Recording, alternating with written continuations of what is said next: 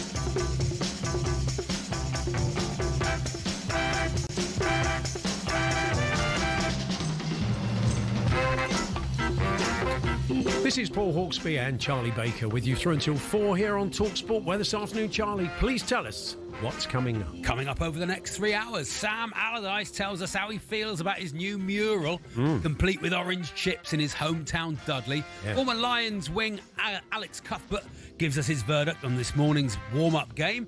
And we're in Switzerland to build up to the Lionesses v Italy tonight. We're also interested in your local delicacies in line with the orange chips of the Black Country.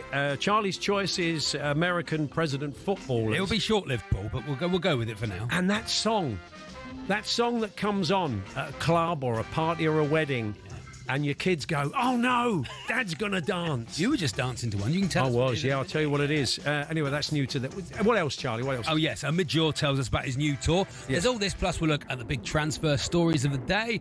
Thumb through Luton Town loving Olaf Falafel's new joke book. Falafel? Do you call falafel Falafel. Let's go with both. And I don't eat it, Paul. I'm not posh enough, not middle class enough for falafel. Like a bit of falafel. Yeah, okay. Yeah. And we want your best yarn for today's pH test. That's right. Yeah. It is 4 minutes past 1. Good afternoon, everyone. Good afternoon, Charlie. And it was our old mate Will Mellor who's advertising at the moment. Little Addie's voicing on the station. Yes. And it features Sylvester's "You Make Me Feel Mighty Real." Yeah. And do you know, you go to a wedding, you go to a party, and that comes on. And then I can see the kids, they're all kind of, oh, here comes Dad. That's the one. Dad's 5 pints in and here he comes. There's nothing I can do. It started that. It has been since it came out. Your little shoulder was going there. I couldn't resist it. I couldn't resist it. It's that song. Yours is Jackson 5. Jackson 5, I Want You Back. Yeah, one of the great intros of a song. I will pull out the spins. Oh, would you really? I will attempt the spins, yeah. Okay. And the moonwalk. Oh, yeah. Although it's too early. It was too early for the moonwalk. Don't start crossing genres. That's wrong. But there we are. Yeah. So we'll have plenty of those. Well, I thought is there that one that or it doesn't have to be a dad. We're just interested in it. Could be mums, could be kids, but everybody knows he's going to. My son's friend at my son's wedding. Oh yeah. My son's friend. Whenever they play Laney Marmalade, the Petty LaBelle, he doesn't just dance, he takes his shirt off in any circumstances. Yes. And my wife's nephew, 10 minutes before it came on, was talking, because he's a teacher, this guy, was talking about him maybe going to that school, asking about the merits or otherwise of the various departments at the school. Yeah. And then he's chatting away saying, yeah, it's very good. It's fantastic. And then that came on. Excuse me a minute. And there he was. And there's shirt off, swinging it around in the air. So everybody's got a kind of trigger. Yeah, very nice. If Real Gone Kid by Deacon Blue comes on, collars up, Paul. Oh, really? Collars up. Okay. Ties down. We're away. Well, let's hear yours today. Go on then. Very nice. Dust them down. We may even play a couple. We got Midge Ure on today. Even Midge, a seasoned music legend like him, there will be a trigger song for him. There will be one that comes on when he's out and about, and the kids go, "Oh, Dad, don't." Might be one of his. It could be. Might be one of his own. Yeah. Get everyone on the floor to Vienna. It's not me. Can't It's not dance to it, Dad. Imagine that. Dum, dum, dum, dum. Off comes their collar up. He's there. Yeah, he's just waving your shirt. He's moonwalking to Vienna. It's too slow, Dad. Yeah. Anyway, we'll ask. TalkSport, let us know. TalkSport, you are listening to TalkSport, by the way. TalkSport.com/H&J. Text to 81089. You can tweet to TSH&J. I was watching Pointless yesterday, Paul. I am a previous Pointless. You have won it, haven't you? I've got the trophy. I don't bring it in. I don't bring You and Nathan Caton, let's share that. It's a team game, isn't it? It is. He got the pointless answer, which was Seattle Super. Well, he effectively won it, didn't he, Nathan? Yeah. Brentford right, Nathan. Thanks. Yeah. Nice you're a team player. Although you did win House of Games on your own, didn't you? I did win that as well, Paul. Yeah. I don't like to bring these things up. I was Tim Reynolds in EastEnders. Let's not bring it all up. And they didn't kill him off, so there's still time. # bring back Tim Reynolds. Yes. Charlie's always very hopeful that we might get that trending. But I was watching Pointless yesterday, and one of the answers was Lyndon B. Johnson, the American The president. plumber. Yeah. Yeah, the B is for bend.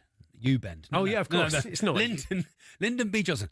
The B in Lyndon B. Johnson was for Baines. Okay. Lyndon Baines Johnson. So you would have, and I went, it would have been... Leighton Baines Johnson? Yeah. I said, this is a text topic waiting to happen. You think? American president footballers. Okay. We'll have some of those. All right, then. Got anything, Paul? No, Not off offhand. Not off the top of my head. Not Ray President Kennedy, no. That's that's very good. Yeah. I mean, I've probably done it now. If you just say the word president, though, I mean, surely it's pointless. Was his name president? Because bit of nominative determinism going on. President Bill Clinton Mackenzie, or yeah. There we are. So anyway, American president footballers, if you can be bothered. Okay, we're calling this section apparently Baker's Bits, it says on the screen. If you're watching today on Connect TV or on YouTube, you'll notice our all-new singing, all-dancing studio. It's sensational. It was the first time we've been here. We are the guinea pigs today. I still look tall, Paul. Yeah, you've got a strange shape. It's only when we see you on that screen. I look like you. I look much smaller than you, and I'm not. They've not worked out how to make me shorter than you yet. You've got short legs but a long body. As I always say, I'm tall in the car, which is quite freakish. The amount of time someone's wanted to have a go at you in the car, and they thought, well, he's a unit, and then you got your little short legs. I won't do the Ben Duckett walk. I won't do the Ben Duckett walk into the. It's one of your best impressions, but please don't do it. Yeah. So talksport.com, text 81089, tweet TSH&J. And you wanted local delicacies as well, because we've got Big Sam coming on in a minute. Yeah, Big Sam's coming on. Big Sam's got a mural that's just been unveiled in Dudley. The artists have come forward, and they've said it's Dudley's answer to the Sistine Chapel. If it's the answer, what was the question? But it's Sam in a suit eating a big bag of orange chips. Now, I wasn't familiar with the orange chip until I did a bit of background. And Ryan, one of our team here, he's from the Black Country. Oh, yeah. And he said, you've never tried them, you haven't lived. They've got God's own food, he says. The best thing. They're absolutely sensational. And it struck us that regionally, there are certain things that the Parmo, when you're up on Teesside, exactly, you have to try the Parmo.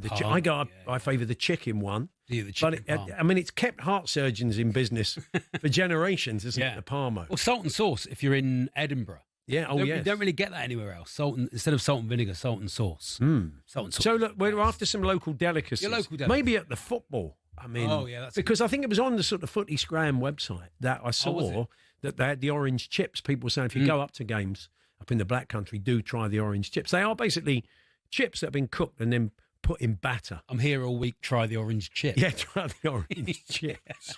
So let us know little local delicacies when we're up your way. Maybe it's incredibly local. Yeah, Maybe someone's tried to get one away and make it. Oh, the oatcake, Staffordshire oatcake. You ever had one of those, Paul? They are. Oh, yeah, they are amazing. So that's our hard-hitting sports news agenda today. talksport.com we've thrown a lot at you. Talksport.com, text 81089, tweet to TSH&J. We are going to kick off chatting to Sam Allardyce. We're also going to talk about pre-season, what Sam was like at pre-season. Yeah, I mean, because he was quite a pioneer of tech and stuff. We spoke to Sammy Lee as his How much assistant. running was there, do you think? I mean, I don't think it was one of those that said there's a tree 2 miles away, run to that and back. Oh. I think there was a bit more science, more than science that. Okay. in Sam's methods. But we'll talk about that. We'll talk a bit of Newcastle. We'll talk about this time of year when bids are coming in for players and managing that. I mean, you kind of get trying to build your squad and half the team might leave. Well, Alan Pardew on the station the other day saying that he feels that Isak may have had his head turned. One of the reasons that Eddie sent him home was that it's a distraction. So I've thought in his head, I'm going to be playing up front for Liverpool next. Well, yeah. Anyway, we'll talk to Sam about that. We're going to be chatting to our own Spencer Oliver. It was interesting in Don Charles, the trainer, making that differential. He said, well, it wasn't really a party that Daniel's family had. It was more a gathering. Yeah. I mean, it's semantics, isn't it? Don't really? continue the rest of our conversation. No, we won't carry on with that. I'm gonna get in with Tammy Abraham Lincoln. Very nice. Daz, the Borough fan. That's nice. Yeah. Malcolm McDonald Trump, Robin Cambridge. That's good. Very I like nice. that, yeah. Dwight York Eisenhower. Steve in Maidstone. Very That's nice. yeah, good. Yeah. Your American president footballers. They're coming in. They're flying in, Paul. We are going to bring you another pH test a little bit later on. That's the pH test, of course, where you give us your best yarns, your best stories. A £500 fish won it last week. Yeah, it was good. We've had naked blokes in their garden chasing burglars, and we've had a guy who shook hands with someone and their hand came off. But anyway, we'll bring you the best of those. We'll bring you the best of those a little bit later on. So yes, to get in touch, talksport.com/H&J. Text to 81089. Tweet to TSH&J and give us a call 03717 22 3344. It is Paul Hawksbee and Charlie Baker here on TalkSport with Toolstation, delivering as little as 30 minutes with Fast Track. Next stop, Toolstation.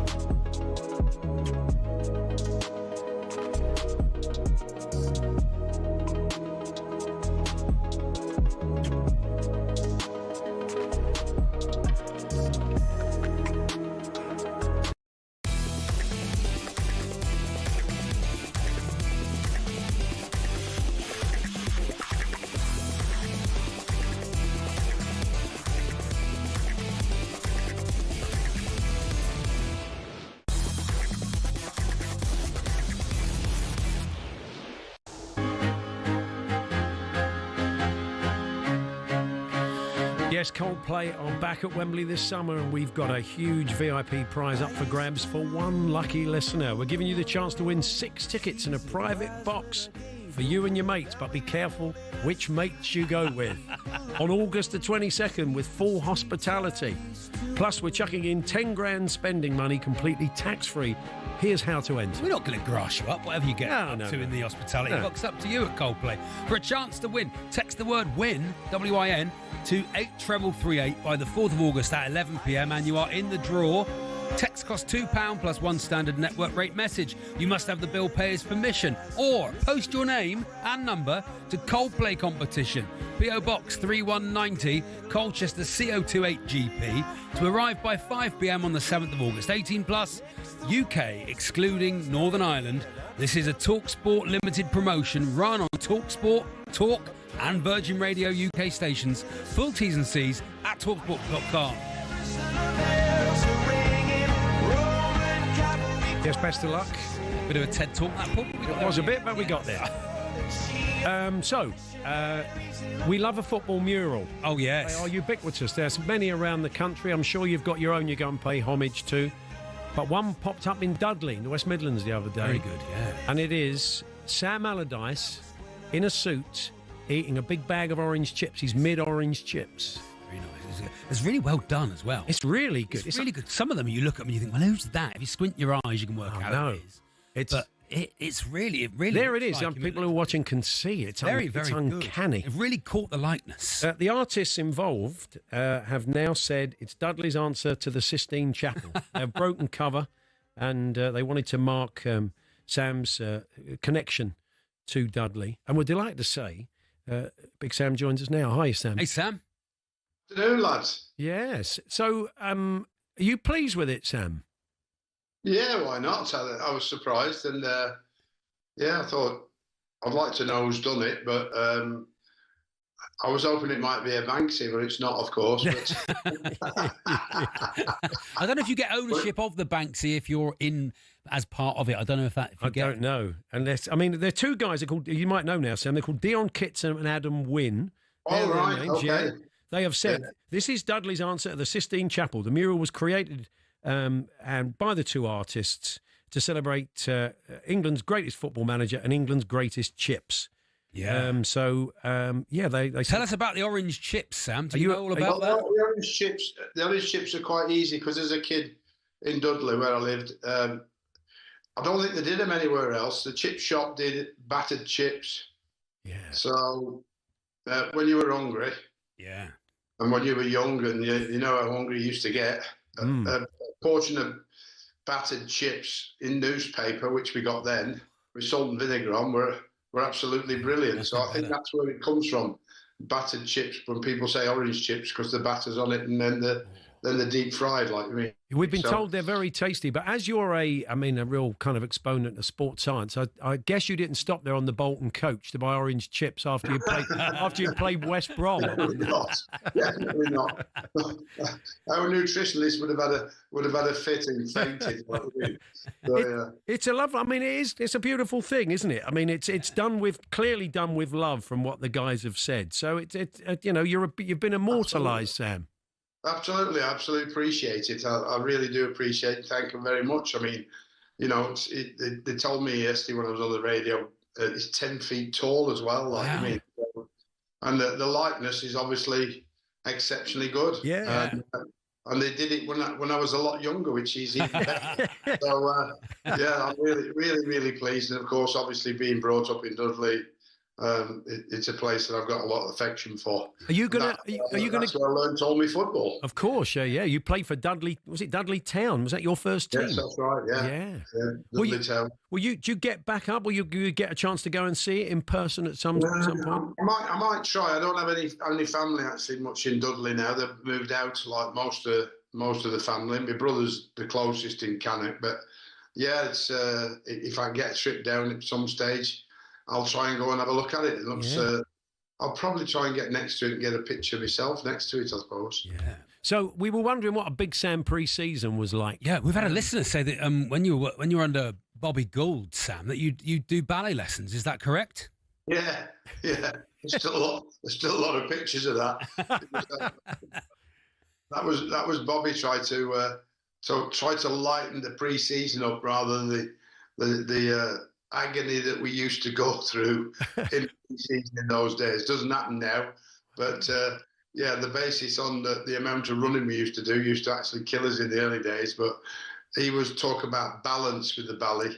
You know how the ballerinas need this balance, and they bought a ballerina coach in, and we did all these. And there's a great picture of me like jumping up and down with me one arm up, one knee up, you know, and practicing the moves that they did, like I mean. So, and I have to say, it broke up a pre-season that's pretty boring, and you don't look forward to coming in those days until you get into your super fit mode, and then you're off ready for the season. Yeah. We've had talk about Newcastle, one of the old clubs you've managed, and this situation with Alexander Isak where he's come back off the tour. He wasn't going to be involved because he's not 100% fit, and having him there in the stands was seen as a bit of a distraction for Eddie. And Alan Pardew was saying on talkSPORT the other day, kind of feels maybe he's had his head turned. That can't be easy as a manager, can it? Your key player suddenly. I'm sure you've had it at lots of different clubs as a manager, Sam, when there's been approaches to your players and their heads all over the place. It's extremely difficult with player power today. Player power is bigger than it's ever been, and sadly, it has to stop only working one way for me. I don't quite know how clubs are going to do it, but you know, whenever a player becomes tapped up is the right word, even though it's not supposed to happen, we all know it does, turns his head, and then no matter how long the contract is or what the length of the contract is, they create enough, most players, or particularly agents, create enough disturbance to get the player away, which is very, very difficult for the club to accept. I would put a figure on him, and if they get the figure that's bigger than their actual valuation, so I'd stick a 20 million top on top of what the valuation is, and say, well, if we get that, then we're better off not keeping the player, because they've got what looks like a very good dressing room at Newcastle now under Eddie Howe, and you don't want to disturb that by the disgruntlement of a player coming in, showing disrespect, maybe turning up late, talking to other players about where he's going and what he might be doing. So in the end, if the right figure comes along, then the only difficult thing is replacing him. The hardest thing in a team today is replace a really, really top player with another one. You have to search the world to find players good enough to play at the top of the Premier League now. Yeah, absolutely. And the tours have changed really since the early days of your management. You'd go off to Cork or you'd play Walsall or whatever. Yeah. Now it's a kind of week in the Far East where you end up playing about 2 or 3 other Premier League sides. I mean, how would you have felt? I mean, you probably got a taste of that. Did you have some long tours, Sam, at a sort of club level? Yeah. New Zealand with West Ham. Wow. Thailand and Japan with Bolton. So all for the money, of course. Yeah. I mean, is there any merit in it from a football point of view, or is it basically the marketing people saying there's no merit in it now. And of course, when we talk about fatigue and injuries, it just heightens the amount of injuries you're going to get this season because they've played all the way through the season. Then all the cup games, all the European games, if they're that far up, and then they've got international games. I feel sorry for the teams that played in this World Cup, this league World Cup that Chelsea won. Yeah. And so fatiguing the players and lots more injuries coming, particularly around Christmas again, if not before. And that is a player not having enough rest, enough time to recuperate the body and fill the tank up. And if the tank's on empty, you get injured. So no matter what you do, if there's not enough rest, and I'm not just talking about physically, I'm talking about mentally now. Sure, absolutely. No amount of orange chips is going to fix that, is it? No, that is very true. Sam, before we go, sad news today that Joey Jones has died. And I was kind of looking at your CV and Joey's. I don't know if you crossed at Huddersfield, but you would have certainly played against him, wouldn't you? Yeah, I mean, I think what what we do, not only is a good footballer, but just such a great character. Yeah. I think that, and he, he sort of said it how it was, like, so something that people keep saying that we're missing in today, character in the players, but, he was not just a great footballer, he had a great character and a very, very nice man. So it's very sad to see him pass away. Yeah, I always loved watching him play. Yeah. It was like he could sort of Total commitment on it.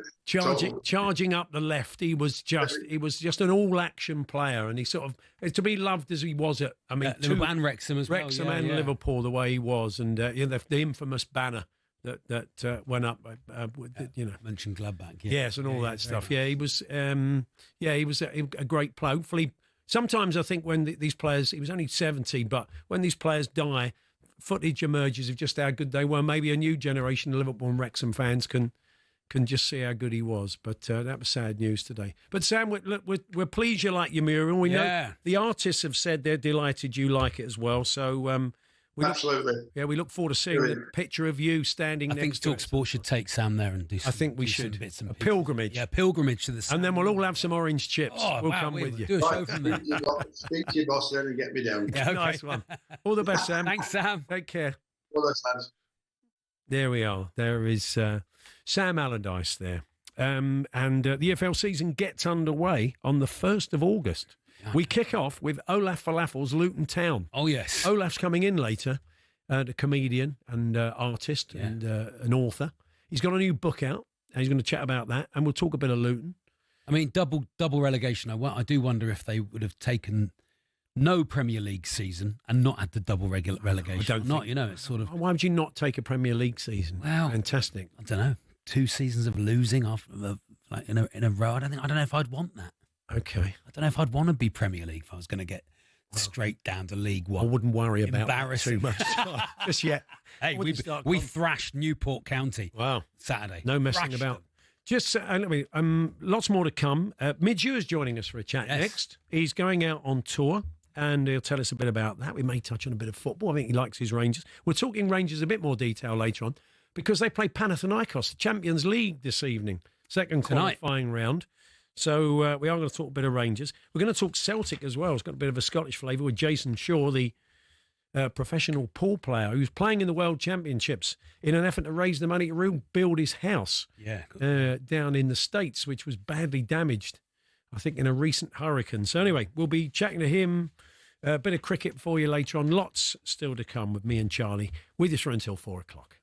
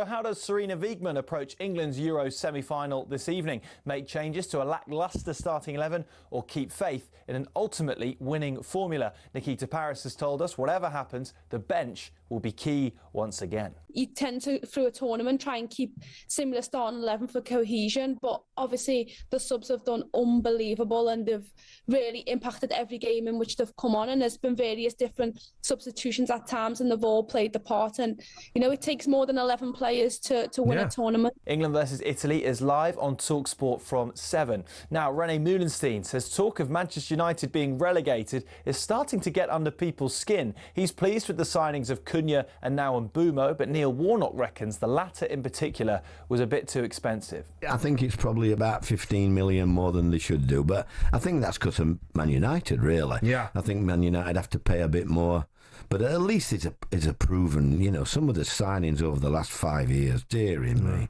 the 80 million for Sancho and some of the other money. And disaster for Darcy Graham in Melbourne. No sooner had he bagged a try on debut for the Lions against the First Nations and Pacifica 15 than he was forced off with an ankle injury and sent sobbing into his towel. Still, 15 minutes and 1 try ain't a bad strike rate. Remember, the second test from Melbourne will be live on talkSPORT at 11 a.m. on Saturday.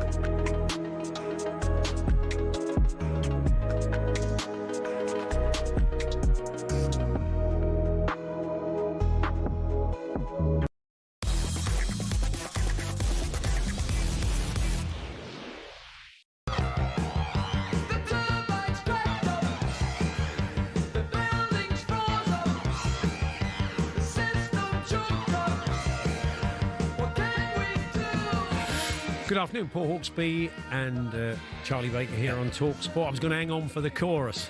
Oh, okay, yeah. But we've got too long to wait. Here we go. Here it comes. 2, 3, 4. We stood still.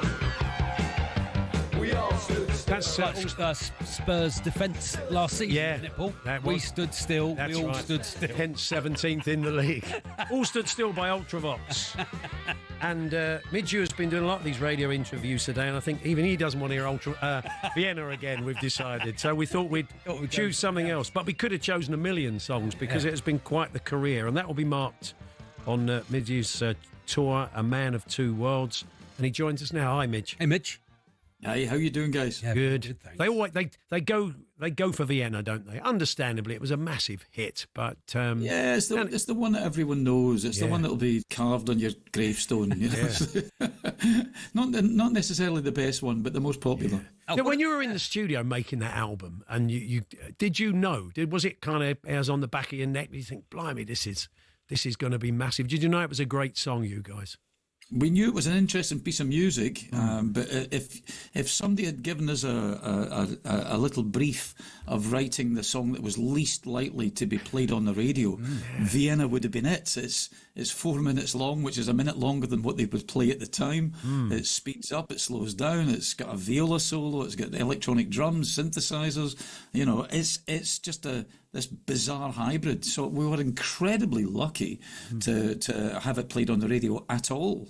Is there any of the songs that you feel are underrated that you thought this is going to be a hit, and then it's sort of gone by the wayside, and you play it in the odd show now and again?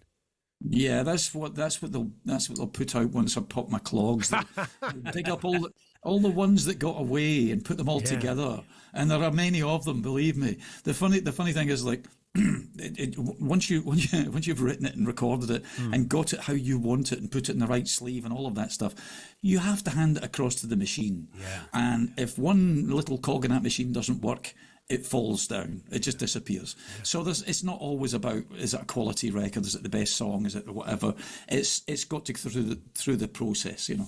I mean, you're going to be playing a lot of different stuff for your career on your Man of Two Worlds tour. And I mean, there's not many people that have been in a kind of glam rock band and had a #1 hit forever and ever with Silk and then gone out on the road with Thin Lizzy. That takes some doing. It does take a bit of doing. It's funny because it's that perception thing, isn't it? You're seen as a teeny bop pin-up band back in the 70s, playing songs that you didn't write, and if I told the truth, we weren't allowed to play.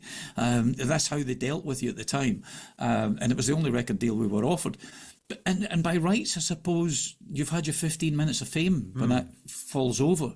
And I've just been ridiculously lucky, being called up by Glenn Matlock, ex-Sex Pistol, to come down to London and join his band, The Rich Kids. And I knew Philip Lynott. I got to know him and ended up getting a phone call when I just joined Ultravox, asking me to go out to America for the first time ever and help them out finish their tour. So they flew me out in Concorde and had no time to learn any of the songs. What an adventure. Yeah, that's right. You had to learn all the parts. And you had all those guitar harmonies. They weren't easy songs to learn, were they, suddenly? And every song had a bleeding guitar harmony. So they were almost interchangeable, but not quite, So it was a massive task, but my God, was that fun. Being touring America at the end of Poodle Hair Rock 70s. It was just amazing. I think this is about your career, Midge, is you've worn many, many hats. And you've also bestrode eras. How have you kept that warmth in your music from analog production to digital production and everything in between? I think from a desire to do it, that sonically, when you hear a piece of music now, if someone blindfolded and just played you a piece of music, you realistically, you wouldn't be able to tell if it was recorded yesterday or 40 years ago. It hasn't changed that much. So it's the warmth comes from the heart and soul of putting a song together. AI is out there. Everyone's scared of it, and everyone's saying, "Oh my God, robots are making their music in the future," and it's not true. It's a tool like everything else. Songs and music should come from the heart and should activate other people's hearts. That's what it's all about. So yeah, keep that going, and it doesn't really matter what the technology is. So on this tour, you've done a lot of instrumental stuff over the years on your album. So you're going to be playing some of that. So what, you're going out with quite a big band? How's it going to work? It's a 4-piece band, but these guys that I've got are multi-instrumentalists. They can jump between violin and keyboards and mandolins and all sorts of things. Yeah. So I have done a lot of instrumental music over the years, and I have a massive passion for it. And I couldn't figure out a way of incorporating any of those in live performance. And I came up with this Man of Two Worlds idea, where I will play, of course, the songs that people will expect, the ones they know and love, the Viennas and the Dancings and the If I Was, all of those things. But I'll try and do them in a block where they're kind of endless. They kind of segue into each other. Then in between those blocks, I will connect those with an instrumental track.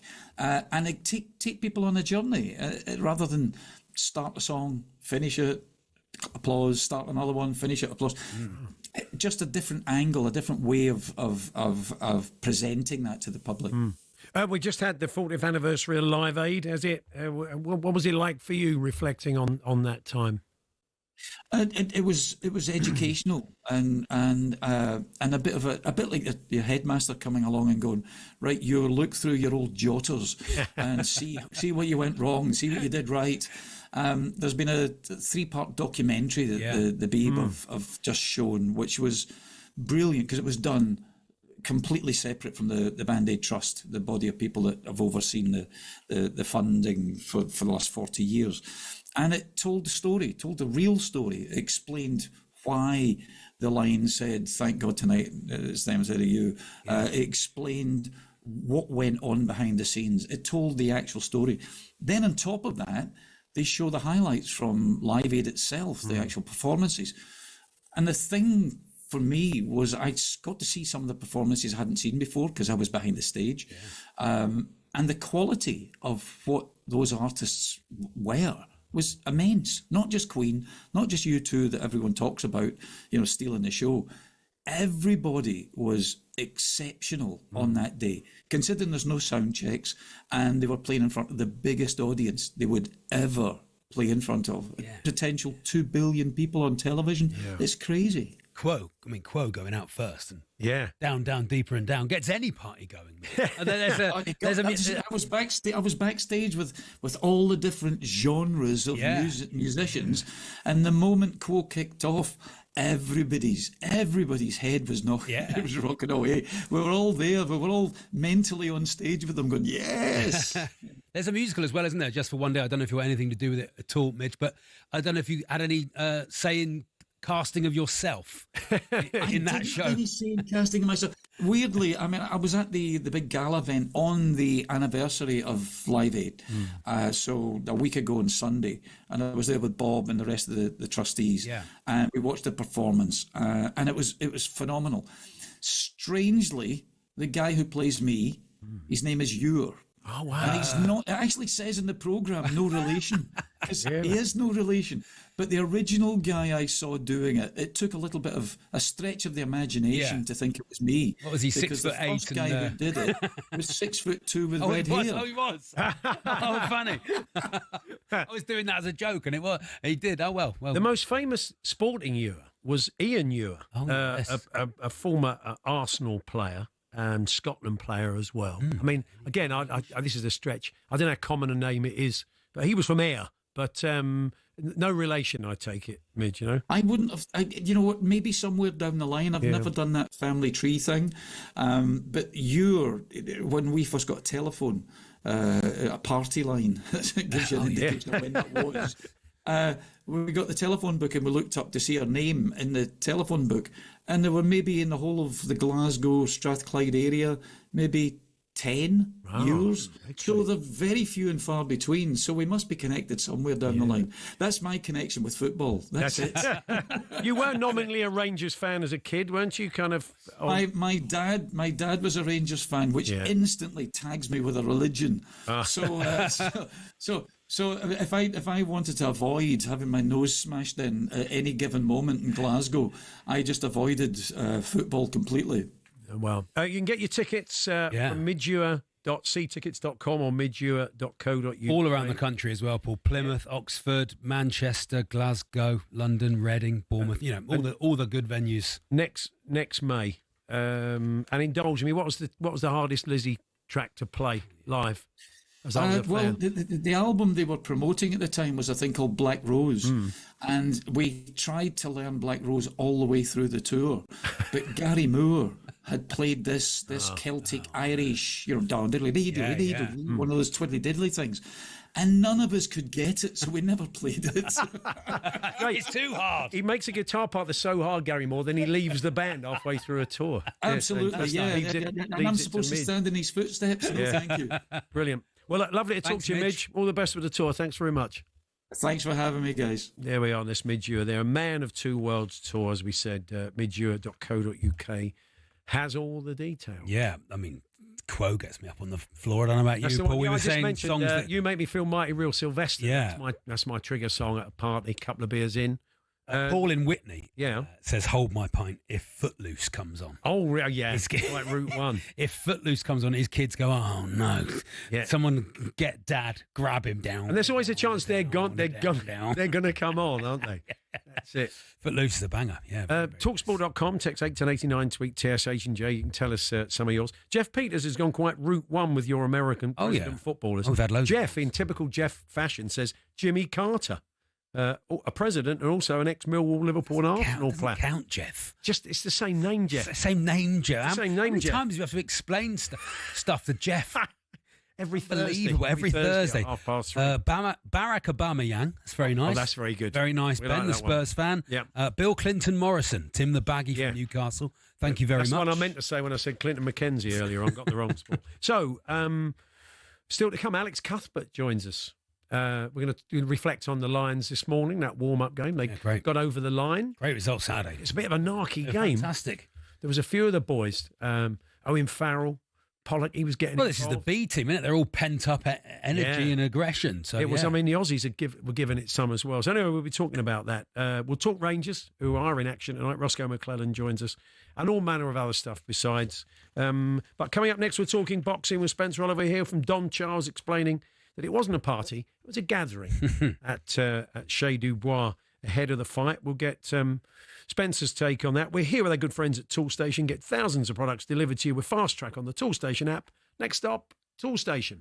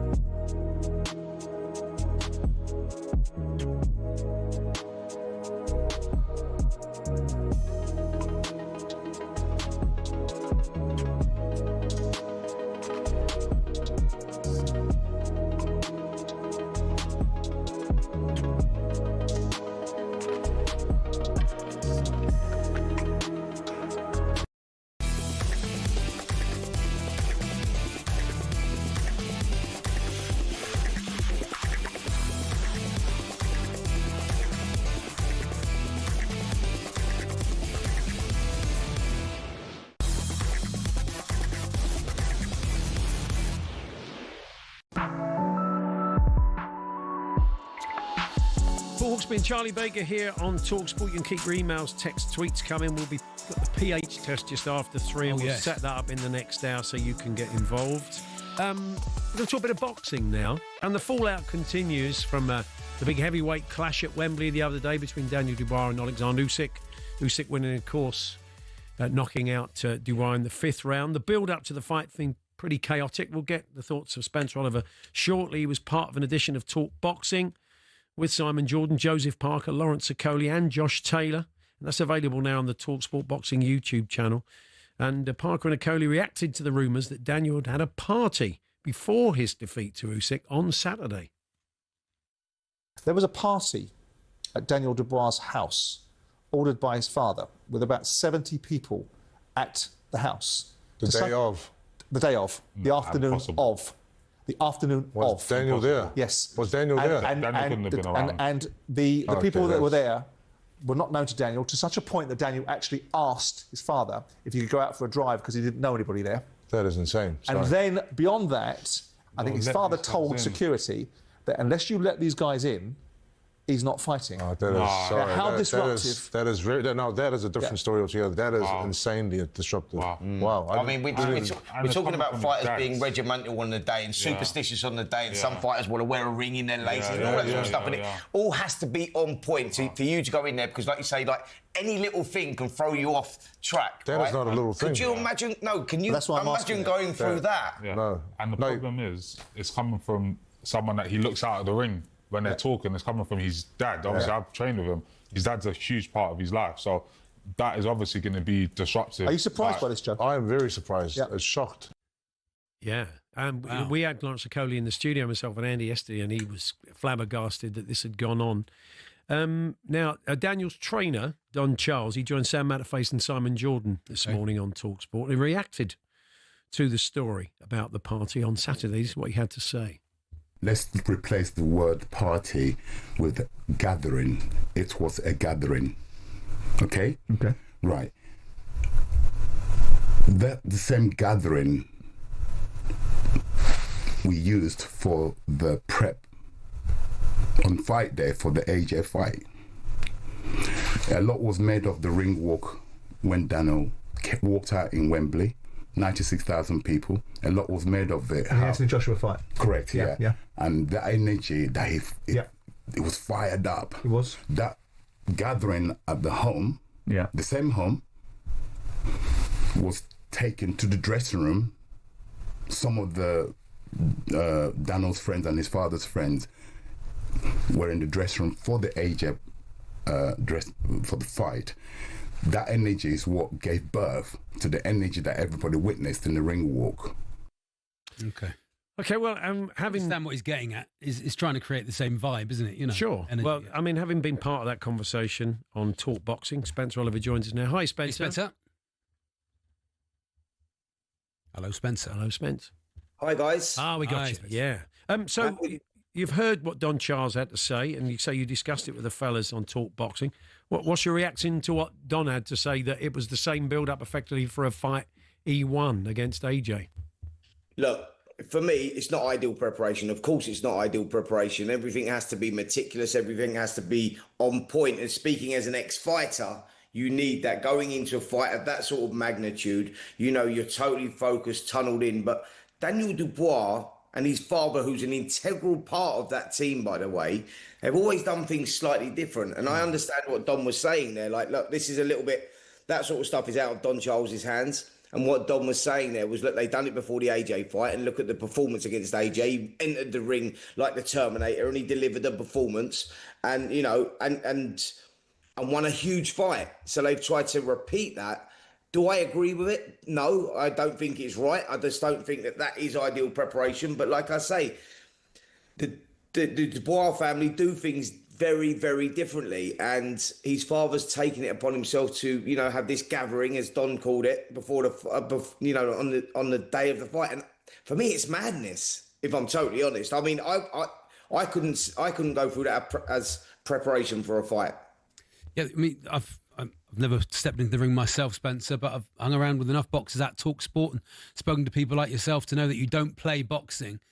And to use this as preparation on the day does feel absolutely mad. But then if that's what he needs to get into the zone, then, and that's worked before, then could he not point it as his technique, as his tactic? But in both cases, you do kind of sense he didn't have a great deal of control over it, Spencer, didn't you? Well, I mean, well, that's the thing, Paul. Like, does it work? Well, look, they tried it before the AJ fight, and I understand what Don Charles was saying. I watched the interview earlier, and Don's saying, look, we done it, and it worked for Daniel. And Daniel's he's an unusual character. He's different to other fighters, you know. So it is. I understand what you're saying there, Charlie. You know, if they've done it and it's worked, why not go through that again? But it just seems like a crazy thing to do, if I'm totally honest. But then, like Don Charles said on the interview earlier on, he said, well, had he won, would we be having this conversation? We said, well, of course we wouldn't, because obviously he's won the fight, so it wouldn't be a conversation. But he's saying, look, you know, it happened before the Joshua fight, and no one said anything because he won the fight. But obviously, if you lose the fight, this is going to be a talking point, because it is totally out of character for a fighter to be doing that. It's interesting, father and son relationships in boxing. There's been millions of them over the years. I mean, Enzo and Joe Calzaghe is one that immediately comes to mind. I mean, generally it is a kind of force for good. But, you know, those relationships are complex, aren't they? Because they're father and son relationships. Well, this is where I'm at with it, Paul. Like I was talking about it there on Talk Boxing. You can go back and watch that. Talk Boxing is on talkSPORT Boxing YouTube channel. Great show that we done with Simon, Lawrence Okoli and Joseph Parker, and they break things down. It's a fascinating listen, actually, or watch. Go back and watch that. And it is like, it's just one of those that, like, father-son relationships. Do they work? Don't they work? It worked for Richie Woodall and Len Woodall as well. But you go with Daniel. The trainer is the trainer. So you've got to have one voice in a corner. And when things are not going your way, you need calm, not panic. And I think with his father, who's always been, like I say, an integral part, and he's always done that, and Daniel listens to his father, maybe listens to him too much. He should be taking the instructions from Don, who's really steering the ship. But in this instance, I was there sitting, we were commentating, so we were sitting in that corner. Daniel's looking round at his father, and his father's screaming the instructions. Don's trying to get a grip of it and calling the instructions himself, but Daniel's taking the instructions from his father. And that's the big problem that you've got, is like, what's going on in the kid's head? Is he listening to Don? Is he listening to his father? You know, we're going through a minor crisis here. He was coming through a bad time. Alexander Usyk was getting big momentum. Yeah, it's a difficult one to call, because Daniel feels that he needs his father as part of that team. So I understand it. I totally get it. But on the flip side, you know, speaking as an ex-fighter, I want to listen to my trainer and my trainer only. Good stuff, Spencer. Thanks ever so much. Speak to you soon. Yeah, cheers, boys. You can go and watch that full episode of Talk Boxing at the talkSPORT Boxing YouTube channel. Still to come today, Alex Cuthbert joins us. We'll get his verdict of that warm-up game this morning. Pretty fractious, actually. The Lions came through with a win and build up to the second test. Adrian Durham live from Switzerland later on. We bring you England v Italy. The Lionesses in action tonight in the semi-final of Euro 2025.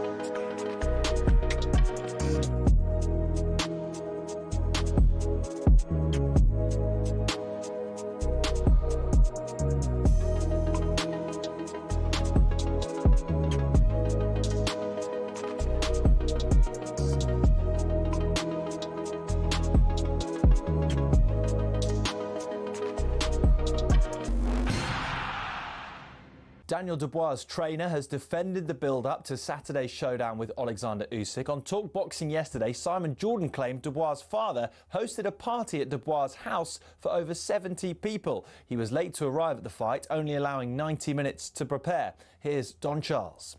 The young man I saw in the dressing room warmed up. We had more than ample time. It was recorded. A lot of it was recorded, the warm-up. And we cheered him up like you do. And he walked out like you do. And I didn't see anything where, oh, you know, he's not on it tonight. Okay? I put it down to Alexander Usyk being that much of a genius of a fighter. Watch the latest episode on the talkSPORT Boxing YouTube channel. So how does Serena Wiegmann approach England's Euro semi-final this evening? Make changes to a lacklustre starting 11 or keep faith in an ultimately winning formula? Nikita Paris has told us whatever happens, the bench will be key once again. You tend to, through a tournament, try and keep similar starting 11 for cohesion, but obviously the subs have done unbelievable and they've really impacted every game in which they've come on, and there's been various different substitutions at times and they've all played the part, and you know, it takes more than 11 players to win a tournament. England versus Italy is live on talkSPORT from 7. Now, René Meulenstein says talk of Manchester United being relegated is starting to get under people's skin. He's pleased with the signings of Cunha and now Mbumo, but Neil Warnock reckons the latter in particular was a bit too expensive. I think it's probably about 15 million more than they should do, but I think that's because of Man United, really. Yeah. I think Man United have to pay a bit more, but at least it's a proven, you know, some of the signings over the last 5 years, dearie.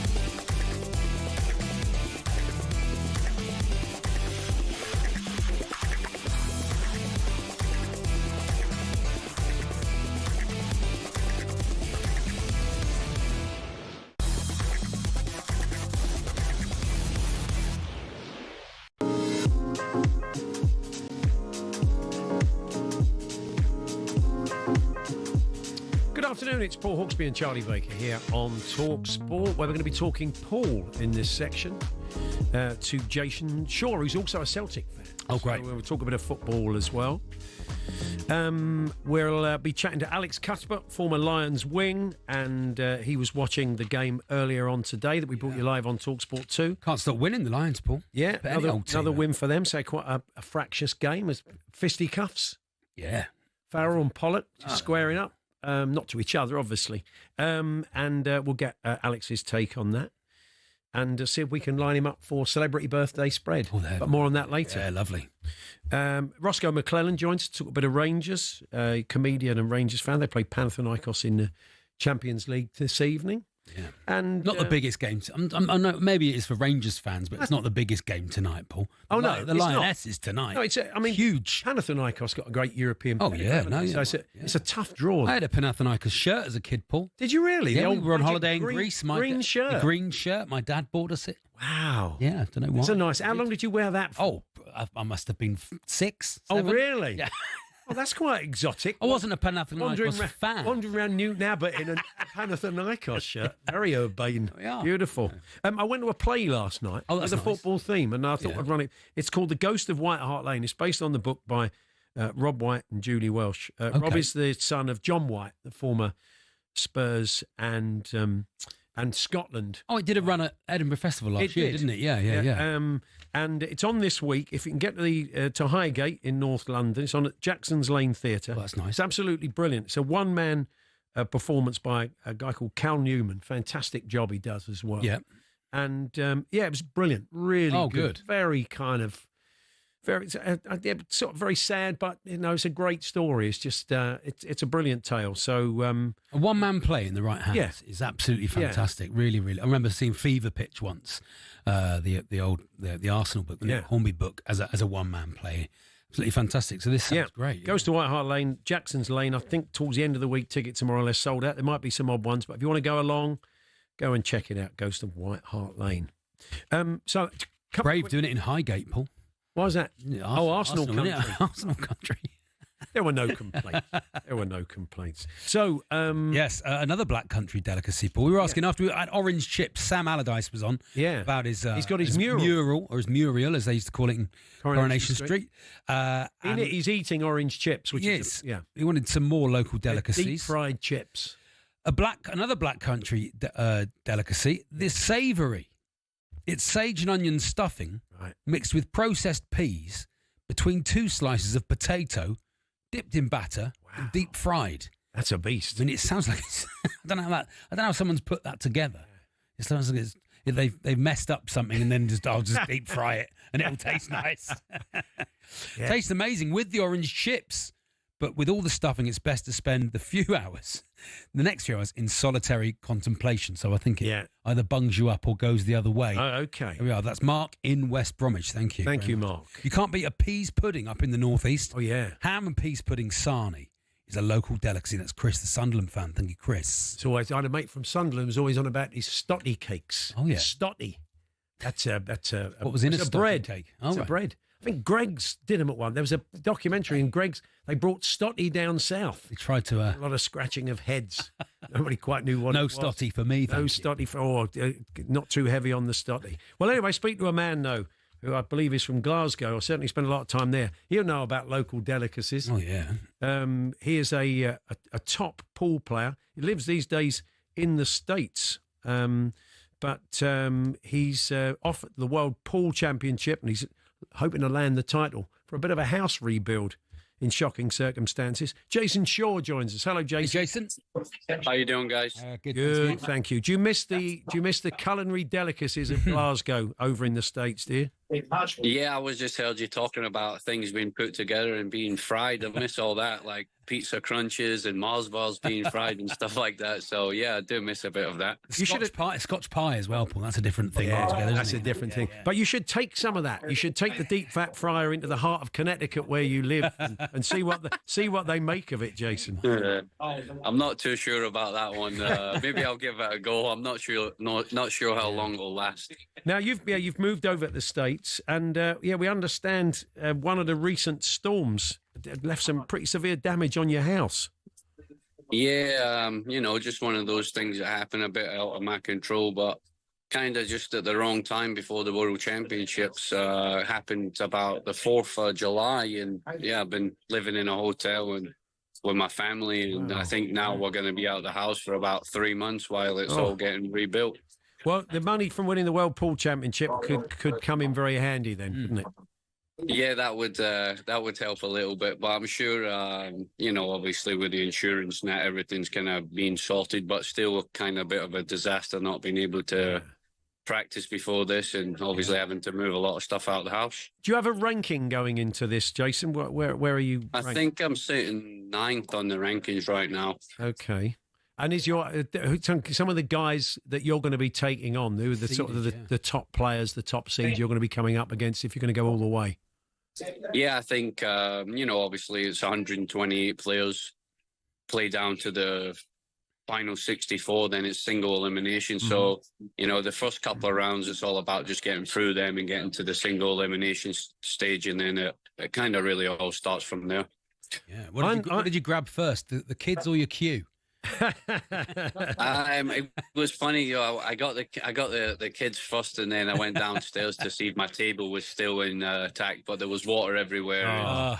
Yeah, so that's why I didn't really get a chance to really play. I've just been moving everything out and trying to just save what I could. You used to go to quite a famous snooker club in Glasgow where John Higgins, Stephen Maguire, Graham Dott, others used to play. How did you make that switch to pool from snooker? Obviously my dad was a professional, so I was always into like English pool, pub pool basically. Yeah. And around like 2010, I won the World Championships in France at English 8-ball. And then a friend of mine, Darren Appleton, had moved to the States and was doing really well. And I thought, maybe it could be something I could change up, because the money was a lot better over there, bigger prizes, and he'd won a few big tournaments. So I thought, let me go get my feet wet and see how I do in that. And did pretty well with the first couple of years, and then around 2013, I decided to go over there for 3 months at a time and travel around, playing in tournaments. And I met a couple of people, and it was like a manager type of thing where I could go over there. They would put me up, pay for everything, and kind of just get the experience of playing against the better players. So I did that for a few years, and then around 2016, managed to win my first big major tournament in Kuwait. And that was, going towards like the Moscone Cup and stuff, which Matchroom have. So that was kind of my first big win. And I just continued to stay there. And obviously I met my wife, who's now together for over 10 years. We got 2 kids in that. So it kind of all worked out, I guess, for the good. Brilliant. Do you like to do a bit of hustling? I was going to say, do you ever go and hustle? Quite tempted just to go in and, or even if there's a bloke in a bar or a pub who thinks he's the bee's knees, doing shots behind his back. Goldstein. Andy Goldstein, for example, to be able to go in there and put him in his place. I've did a few of them when I was younger, but I've seen a lot of things that can go wrong with that, especially in America. People have got a lot of guns there and stuff like that. That's it. Yeah. I didn't fancy getting my fingers chopped off for something I love doing. You need them, But I've played a lot of money matches over the years and stuff like that. But I think the hustling side of it, I think around 2010, 11 and stuff, when a lot more stuff was getting posted online and you kind of find out who someone is very easily over social media. I think all of that kind of slipped away. So it kind of wasn't something I was planning to pursue. It was more about winning titles and making a name for myself. Do you keep in touch with the Celtic games over there, Jason? You get to watch them all? Yeah, when I first came over, I was still following it for a while. And then when Rangers dropped out, I kind of was like, well, there's no point in watching now because there's really no competition in that league except from the Rangers games. So when it kind of came back around, I got involved. And again, I still followed them, but just never really was following them as much as I did before. I used to have a season ticket when I was younger. Okay. I loved going to the games. Obviously, Henrik Larsson was one of my favourite players at Celtic, so I loved going to the games and watching him. But like I said, I fell away for it for a long time, and then now it's kind of back to where it was at. It would be nice, wouldn't it, to go back onto the pitch at Celtic Park with the World Championship trophy? Wouldn't that must be a dream? Yeah, that's something I've said before I would love to do. Obviously, I know John Higgins has did it. He's a big Celtic fan too, and I know him pretty well.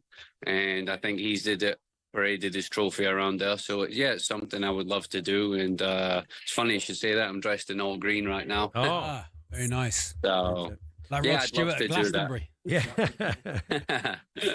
Jason, what's your top tip before we lose you? What's your top tip? What's the biggest mistake people make when they play pub pool? I think they've had too many beers. I think a lot of people just don't really take it serious. It's more like going out and socialising, really, in the pubs, right? It's you go out with your mates, have a couple of drinks, few games of pool, game of darts and stuff like that. So, they don't really take it too serious. Okay. But I think in a lot of pubs in England, they do have leagues and stuff. So it's a little bit more popular now than it was back when I was playing. Fantastic. Well, you're underway, aren't you? It got underway yesterday, the tournament. So have you had a game yet? When you're playing? Yeah, I won my first match yesterday, 9-1. Played pretty solid. Played a local guy. He struggled a little bit, but just happy to get the first game out the way and kind of get a feel for the event. So now I had the day off today and play tomorrow to qualify for the last 64. So I've got 2 chances tomorrow to get there. Good stuff. We wish you well. Good luck, Jason. Jason. Yep. Hope to see you on the pitch at Parkhead. Take care. Thank you. Nice for having me. There we are at the World 9-Ball Tour, of course. World Pool is underway at the moment over in Jeddah. And Jason bidding to be would he be the first winner in the UK, first Brit to win it since 2012. It's been a while. Yeah, good luck. So we wish him luck. Yeah, Alex Cuthbert's going to join us for a chat very shortly, talk a bit of rugby. Anything else coming in? Ronaldo, Reagan, Paul, we're going for, we wanted Reagan, American president footballers. Yeah, after we had Lyndon Baines, was it Lyndon B. Johnson? Lyndon Baines Johnson on Pointless. Johnson. So Leighton Baines Johnson, I immediately went for. Johnson, yeah. Tony Roosevelt. Close. Yeah. Charlie George Bush. Very nice. That's- Thank you, Graham in Manchester. Not too bad. And J.F. Hurst. That's very good. That's very clever. I like that. J.F. Hurst. J.F. It's like old ChatGPT saying J.F. Hurst. J.F. Hurst Charles. He'll be back in the season. He'll be back. Good old He'll be Charles. no better than he was before. Charles. Yeah, they say that AI is coming on leaps and bounds. But not in Ours isn't. Not in. It's going backwards. If anything, it's regressing. Exactly. So Alex Cuthbert joins us. Talk about the Lions. Another win for the guys this morning. What did we learn from it? Any boys played themselves maybe onto the bench for the second test? That's all to come. To get in touch today, talksport.com/H&J, text to 81089, tweet to TSH&J or 03717 223344. We're here as always with Toolstation. Get fast track delivery in as little as 30 minutes on the Toolstation app. Next stop, Toolstation.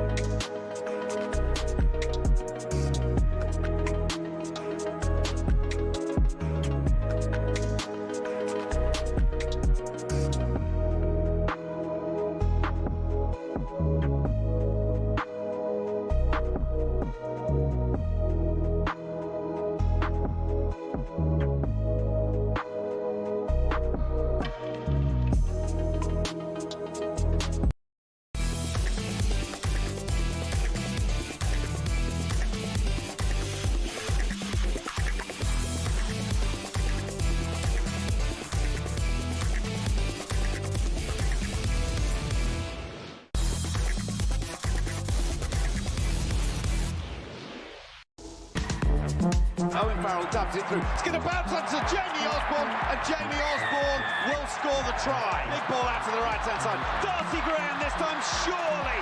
Yes, Darcy Graham gets in, puts it down, and he has a try as a British and Irish Lion. King on, whose punt is intercepted, and the First Nations of Pacifica are going to go in, and it's Tristan Riley with the try. Seruwa tries to burrow his way to the left post and gets there and scores. Second try of the evening into Blair Kinghorn. Big ball over the top. Osborne for the right-hand corner. Osborne scores. Ben White fires it to the left-hand side to Finn Smith, to Farrell. Farrell show and go. Gives to Duhan van der Merwe for one of the easiest tries of Duhan van der Merwe's career. Owen Farrell played that beautifully. An opportunity goes to the right-hand side, and Rob Liosa simply falls over the try line and scores. First Nations Pacifica 19, British and Irish Lions 24, and that is the end of the game. The midweek matches are done for the British and Irish Lions tour to Australia of 2025, and they've gone unbeaten. They beat the First Nations Pacifica 24-19. They've scored 4 tries in the process. Yes, another win for the Lions this morning. Bit of knock. Yeah. Every time I looked up, someone was windmilling. Normally Henry Pollock. He got involved in one. The bloke looked bigger and uglier than him, but he stood his ground. He always does. No, he doesn't. Before we talk about it, let's have a quick game of the birthday spread. Okay. I'll kick you off. T20. Alex Cuthbert, former Wales and Lions wing. I've seen him. I'm going to say 33. Oh, that's nice. That's nice, isn't it? He looks good. He looks good. Oh, okay. That's 35. Oh, that's Not called our assistant producer apparently said 43 to him the other day, to his face. Wowee. He joins us now. Good afternoon, Alex. Afternoon, Alex. Afternoon, lads. How you going? You all right? Yeah, very good, thank you. 43. 43. Yeah, unbelievable. You don't look a day I think over. I took it quite well, I'll be honest. She's actually mortified, she is, Georgia, that she said that. But, I mean, she's a kid. glad She's you got brought no... it up. Anybody older than her, it's just a punt, isn't it? I understand you quite like the birthday spread, Alex. You play along. Yeah, I do. I do play along a little bit. You had a bit of mine, James Hook, the other day, and I was actually I knew it straight away, so I was quids in the night straight away. So well, there is discussions for potentially in the future playing some celebrity birthday spreads. So we'll keep you in mind. We'd love you. Maybe you can put it on a roster of celebrity players. That would be good. So overall, what did you make of the performance? It's hard with these warm-up games, but there were potential places on the bench, and in some positions, maybe one or two of the boys could maybe expect to feature, if not in the second test, and in the third one. Yeah, definitely. Yeah, tough game. The first 10 minutes, I was at, obviously I'm still actually outside the stadium now. It was looking like 40 points plus, but they showed a bit of fight back, Pacifica. I think they put the Lions under some pressure. I thought a couple of Lions boys stood up. I thought Blair Kinghorn looked really good at fullback, and for me, I'd probably have him straight back in that first test team. So whether he starts on the weekend, I'm not sure. Jack Morgan obviously went off after about 50 minutes, which is a usual sign that he's going to be there or thereabouts for the weekend. So there's another one, because I think Joe McCarthy, who obviously started last week, is not looking likely to be fit. Chatting to a couple of the lads today, he didn't train today, so whether he is going to be fit. So that's going to be a bit of a reshuffle with the likes of Typer, maybe going to the second row. Ollie Chesham then coming back maybe into 6, and then there's that space on the bench for maybe Jack Morgan or Benno. So, yeah, a few players definitely played their way in Andy Farrell's thinking, whether they're involved on the weekend, but certainly maybe the third test. Yeah, you'd hope Blair Kinghorn would have a good match. I didn't know if he was fully fit coming into the series, so it's good to know that he's had a good game. I think we'll see him Saturday. Well, yeah, I mean, this is the thing. He's played a midweek game. I mean, there's plenty. He's got recovery time now. As long as he hasn't got any knocks, he should be okay for Saturday, shouldn't he? Yeah, definitely. He seemed to be fine. He got through unscathed. He just looked really good onto the ball, absolutely flying. And he's 6'5", and obviously Australia kicked quite a bit and got a bit of joy, didn't they, on the weekend? With the one try, Jorgensen scored pitching out of the air, and that won't happen to Kinghorn. He's pretty good in the air, but for a big man, he's an athlete, and I think Andy Farrell want him involved in that test team. Yeah, you'll want to see Jack Morgan involved, because that must have been pretty painful for a proud Welshman the other day, seeing, it's been the 1996, was it? 1896 was the last time I know Welshman. Yeah, it's a good number of years, isn't it? And it's actually really unlucky, because I don't think he could have done any more in terms of his performances. Man of the match, I think, in like 2 of them, he tops the stats and tackles.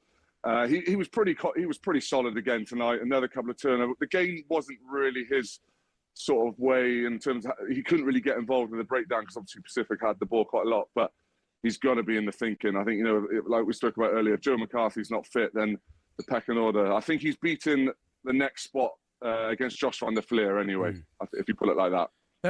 Darcy Graham picked up an injury, didn't he? He wasn't on the pitch for long, and he's picked up an ankle injury, and he was in tears, so it doesn't look good. And he's been wearing a boot, and he's gone off to have a scan, so that looks like that's it for him. Yeah, definitely. I think he's so unlucky. He was electric the first 10, 15 minutes, ball in hand. He was a player I picked before the tour to go.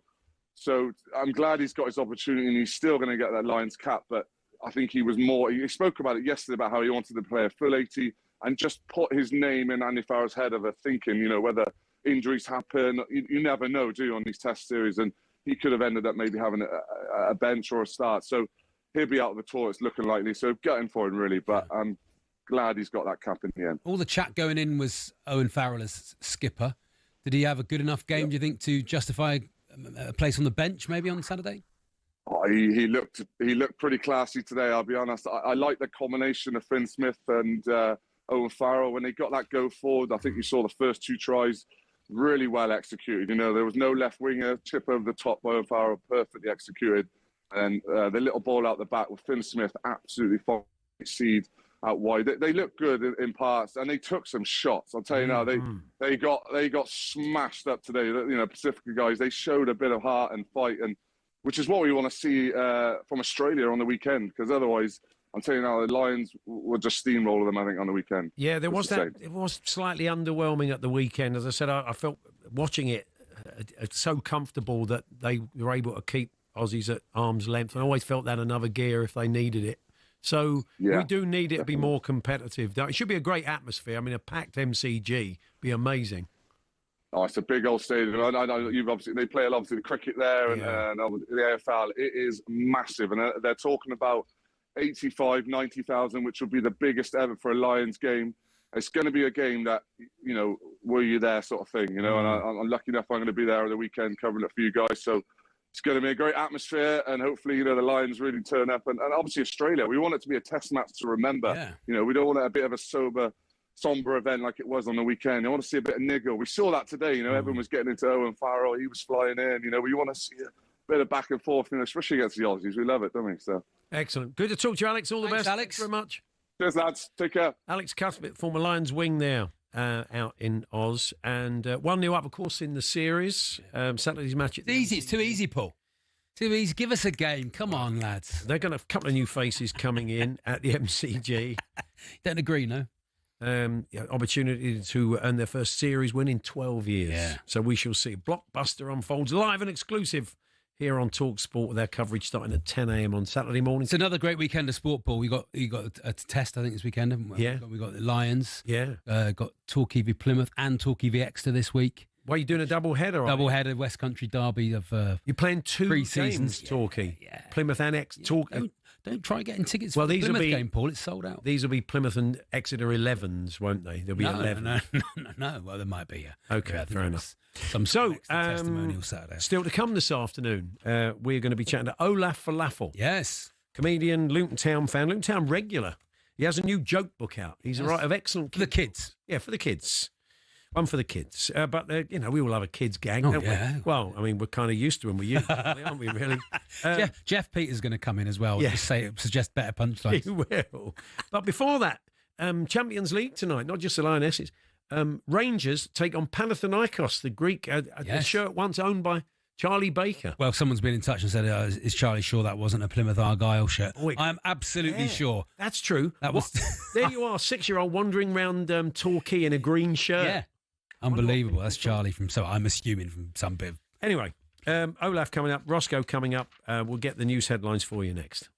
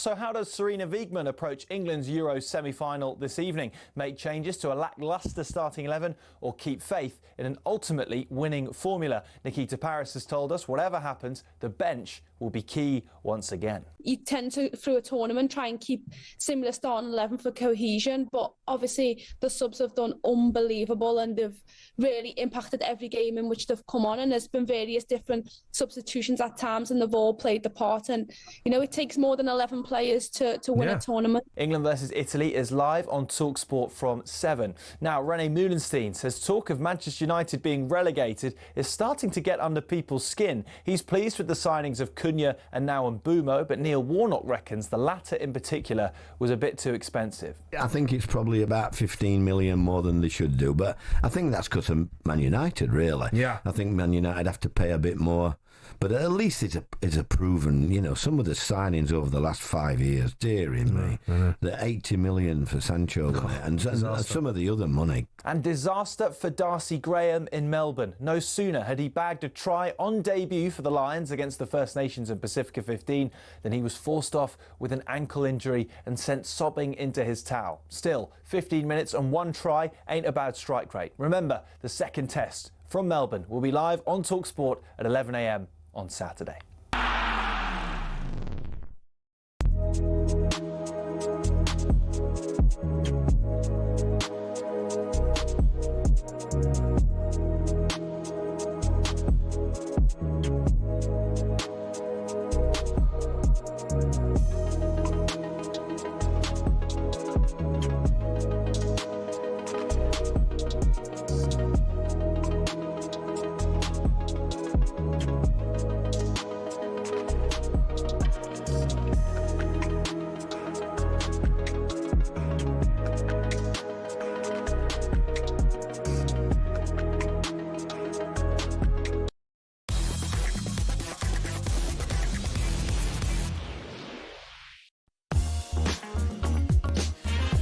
It is Paul Hawksbee and Charlie Baker here on talkSPORT, 4 o'clock this afternoon. You will be joined by Adi Oladipo and Gabby Agbonlahorn. The boys are going to pop in at 3:30. Tell us what's on the agenda. Right. Then, of course, we got England-Italy, Lionesses versus Italy this evening. Going to smash them, Paul. All the build-up from 7. Italy have got nothing. Oh, Charlie. You've got nothing, Paul. Yeah. You're going to smash them. No, I'm telling you, 3, possibly 4-0 or 1. Wow. Okay. Easy. Well, I love Easy the meat. confidence. Let's see if Adrian Durham's as confident. He's leading our coverage and he'll join us a little bit later on in the show. Just before we talk Rangers versus Panathinaikos in the Champions League, second qualifying round tonight, and chat to Roscoe McClelland. Over the summer, we debuted a little series called the PH Test. Yeah. This was Charlie's brainchild. It was his, He said... His fault? Yeah, it was his fault. But the idea is really that the listener comes on and just tells us a great yarn, a great story. The one you often tell when you're in the pub and everybody says, oh, go on, tell them that story. Tell them that story. Yeah. Tell them that story. And Paul's such a good storyteller himself that he knows exactly what a good story needs. Let's hope so. So what we need, Paul, if you want to get into the Paul Hawksbee Hall of Fame, Paul is on the gate. You have to tell him your story to get in the Hall of Fame. It does not bear resemblance. I don't know why people keep saying big red chair, Nothing Graham like it. Norton. I don't know why people are saying this, Paul. We've had a cease and desist letter from his production company, but it's nothing like it. Nothing like it. But do you want to enter the PH Test? Okay. 03717 22 33 44. Let's give you a flavour of where the bar has been set over the last 3 weeks. This is just a flavour of the stories that have been passing the PH Test. Won't tell you a story. I went for a job interview and I shook the first 2 people's hands. On the third person's hand, I shook it, but it came off in my hand. Oh no. I spent 2 years working in Thailand as a fishing guide, including arapaima, which are about 7 foot long and 500 pounds. Fishing line had looped round my ankle. So I was now being dragged along the bottom of the lake, attached at one end by a 500-pound fish. That's it. I thought, well, I'm going to die. I just accepted I was going to die. I've run downstairs, thrown the back door open, run down the garden. As I'm running down the garden, voices are saying, "Sir, can you stand back? Sir, can you stand back?" I kicked the guy's legs away, so I swept him and dropped him on the floor. Basically, the punchline to the story is I sleep with no clothes on, so this poor man saw a naked man running down the garden. Wow. And who then kicked his legs away. Yeah, Yes, they all passed, Paul. They all got it. Somebody called Max Rushton's been in touch. He said, I have an anecdote about a microwave. Could this pass the pH test? Heard it. Yeah, it wouldn't pass the TN test, really. And it was technically theft. So I'd keep your head down if I was you, Max. The pH test. 03717 22 3344. That's it. The graphics department went in overdrive for Hey, me. a nice picture of you there, Paul. I've never seen that one. I look like a lottery winner. It looks like, 03717 22 3344. Give us a call. Let's say lottery winner. Let's say that. Just for your best story. Yeah. Just for your best story. We're looking for your best story this afternoon. And that's where the bar's been set. You can get in. After 3 o'clock, 03717 22 3344. Not just the Lionesses tonight. Whole raft of Champions League second qualifying round games. Became Lionel Jeffries there for some reason. There you are.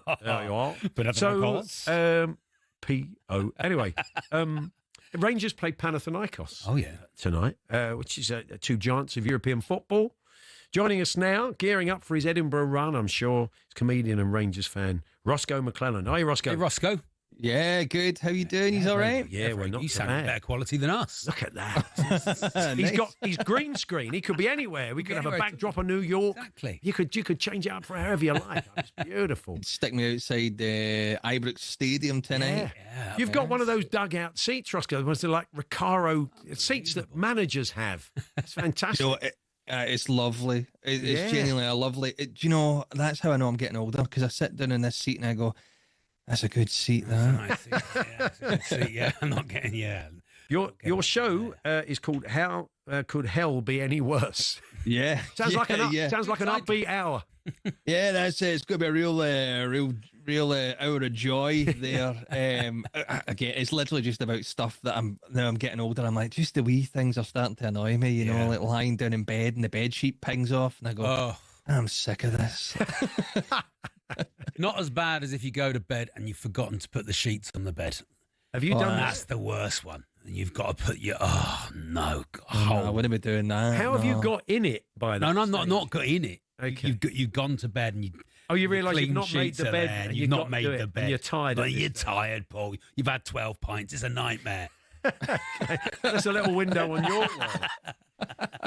So, can you just give us one more, Oscar? Is there something else that's been sort of vexing you a bit? Do the whole show. No, don't do it. Just a flavour. Just a flavour. Yeah, I'll tell you another thing that I hate right now. It's when, two things. One, sometimes when I drive into a car park and I think there's a wee space for me, and then I drive closer to it, I realise it wasn't a space. It was a smaller car being hidden by a bigger car. How did I fall for this again? You're absolutely right. Yeah, every time. The thing I really hate right now is that at some point in the last year, someone decided the tops of all the bottles stay attached to the bottle. Well, let's march on the manufacturers. I think there'll be millions of people who we're lit torches. We all hate that. We're all covered. Most everybody's covered in juice. We're trying to save the turtles and the dolphins and things. I mean, it was less plastic. That's what we're trying to do. I know. I can understand the sense of it, but it's just the mess you get yourself in, isn't it? Until you've got the hang of it. Let's get the hang of it. I mean, look, they're first world problems, but I think most of us are with you on that. I like it, Roscoe. Yeah, it sounds a good show. Yeah, it's going to be good. So where are you on? What's the venue? Monkey Barrel, Cabaret Voltaire, every day until it's done. Yeah. I'm really looking forward to it. 8:05 you're on. Yeah, that's it, it'll be good. It's selling well, Prime time for the spirit of Billy Connolly and New Zealand Comedy Award winner. So yeah, that's right. That was the last time we spoke. You won the prestigious Billy Connolly Award. What a fantastic award in the great man's name. Yeah, brilliant. The fact that he picked it as well, I'm like, well, I must be doing something good. Must be doing something right. Yeah. Was he an inspiration going in? Was he? I mean, who were the comics that inspired you, Roscoe, to take it? Well, he's one of the best, isn't he? Yeah. I mean, you could argue that he is the best. So, huge inspiration. It's been just loads of Scottish comedians as well, and like Kevin Bridges, Frankie Boyle, loads of Scottish comedians as well. You know. Like, I always loved Ross Noble as well. I think he's brilliant. Yeah. Right up my street. Lovely man as well. Have you ever enjoyed the work of Chick Murray of an earlier vintage? Oh, very nice. Do you know, I've not... Do you know, I've seen some, not enough to... It's a funny man. To go either way about it. I would check out some more. Very, very, very good indeed. Yeah, really good. So let's have a look at Rangers Panathinaikos. Russell Martin. Should we hear from Russell Martin? Oh, that's a nice idea. Yeah, he's been speaking to the media ahead of the game tonight. He believes that European football won't define their season. I don't like the sound of that. Sounds like he's written it off already. I mean, it wouldn't be a bad start. If we go out tonight, don't judge me. Yeah. Okay, Russell. Well, let's see what he actually had to say. It's not going to be a season-defining game. It's not. So it's a really, really big game. But the season is a long season. We'll be defined by what we do between now and May. So you can build it up to be that. It's a big game. Every game for Rangers is a big game. Every game is a must-win at Rangers. But it's not season-defining. The squad will look very different in 4 or 5 weeks. I'm convinced of that. But the team we have now, the squad we have now, we have to put in a performance that looks like us, feels like us, and one that we can build off and ultimately win the game. Yeah, I mean, let's not beat around the bush. The season's defined by 4 games against Celtic. Yeah. And whatever happens in the cups. I've not heard Russell Martin say one thing yet where I think, yeah, he gets it. He gets the team. Charlie, I'm just being honest. I don't know. What do you think, Roscoe? Yeah, I don't think he's there yet. I mean, it would be so much better if his first real test, his first real game, wasn't a huge Champions League qualifier. Yeah. That would make everyone feel a little bit easier. But I like the training videos, and it seems like the players seem happy to be at work. And I'm aware through various connections that for a long time, Ibrox has been quite a toxic place to be. I don't think a lot of people have enjoyed going to work there, so they seem happy.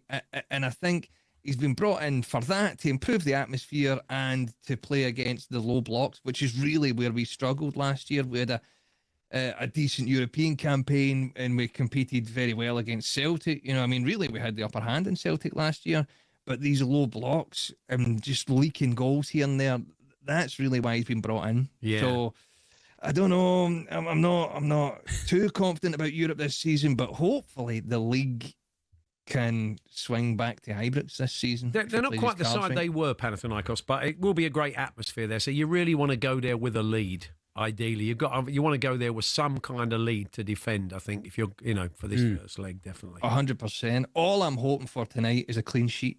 That would be such a joy, because I think Rangers lost a goal every game in the last 17 games last year. Yeah. That's not good enough. You can't be doing that, especially when you're not scoring enough to win the games. But so a clean sheet would be brilliant. Hopefully a 1-0. He's not known for his 1-0s, Russell. He likes it pretty expansive. He's got a way of playing. He'd rather score more than you.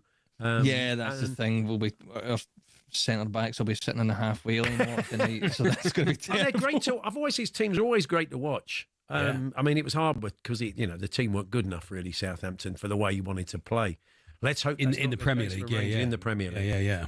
Good to talk to you, Roscoe. Good luck up in Edinburgh for the shows, and enjoy the game tonight. All the best. Cheers, guys. Thanks very much. Fancy being a Rangers fan and being in front of a green screen. And Panathinaikos. Exactly. Unbelievable. Roscoe McClellan Show, How Could Hell Be Any Worse? As he said, you catch it at the Monkey Barrel Comedy, Cabaret Voltaire, 8 o'clock. That'll be a great night out. 5 past. Go and see that. Excellent. Yeah, really good. Paul Hawksbee, Charlie Baker here on talkSPORT. Joining us in the studio very shortly is Luton Town supporting there. They're going to be in our first game of the season in the EFL. Oh, right. We're off to League One, is it? Off to the Kenny for that one.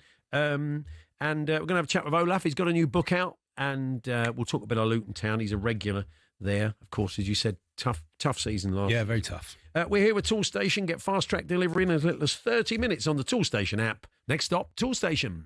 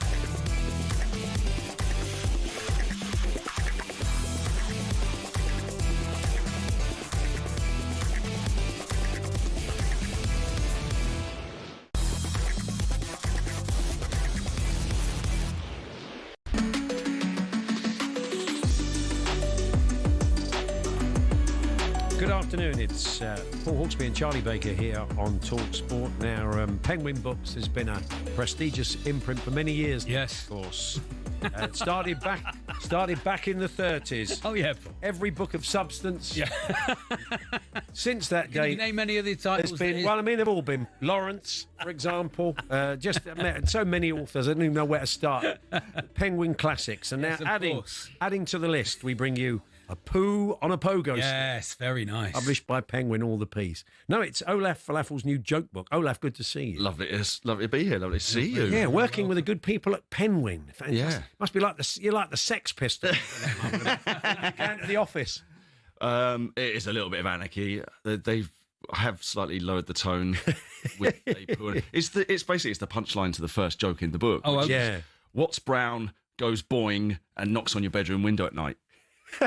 Very nice. There it is. Yeah, I just thought it'd make a really great. It is aimed at kids, isn't it? It is aimed at kids. Although people think. Although there are a lot of jokes in there, I think grown-ups will get. The grown-ups will love telling them to the kids, won't they? Definitely. It's lovely, a joke book. I grew up reading a book called the Ha Ha Bonk joke book, which it's got the vibe you of. still work from it, don't you? Which was Alan Alberg. Janet and Alan Alberg. It was purposefully an homage to the Ha Ha Bonk book, which was when I was 10. We're probably a similar vintage. Yeah. When I was 10, it was like my Bible. I loved it. Yeah. So when I wanted to do a kids' joke book, I just thought, well, I'm going to fill it with loads of illustrations, because that's what I loved about the Ha Ha Bonk book. It just had all these characters running through it with their little kind of commentary on the jokes. And it must be said, you are an excellent. That is one of your day jobs, isn't it? You are an illustrator as well. Yeah. Your wall charts, of course, have become legendary over the years around the big. Yeah, although I've been a bit too busy to do one for the.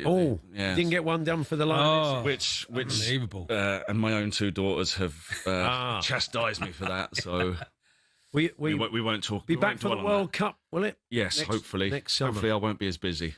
Okay. You want to be. Well, I want to be busy. You want to be as busy. Yeah.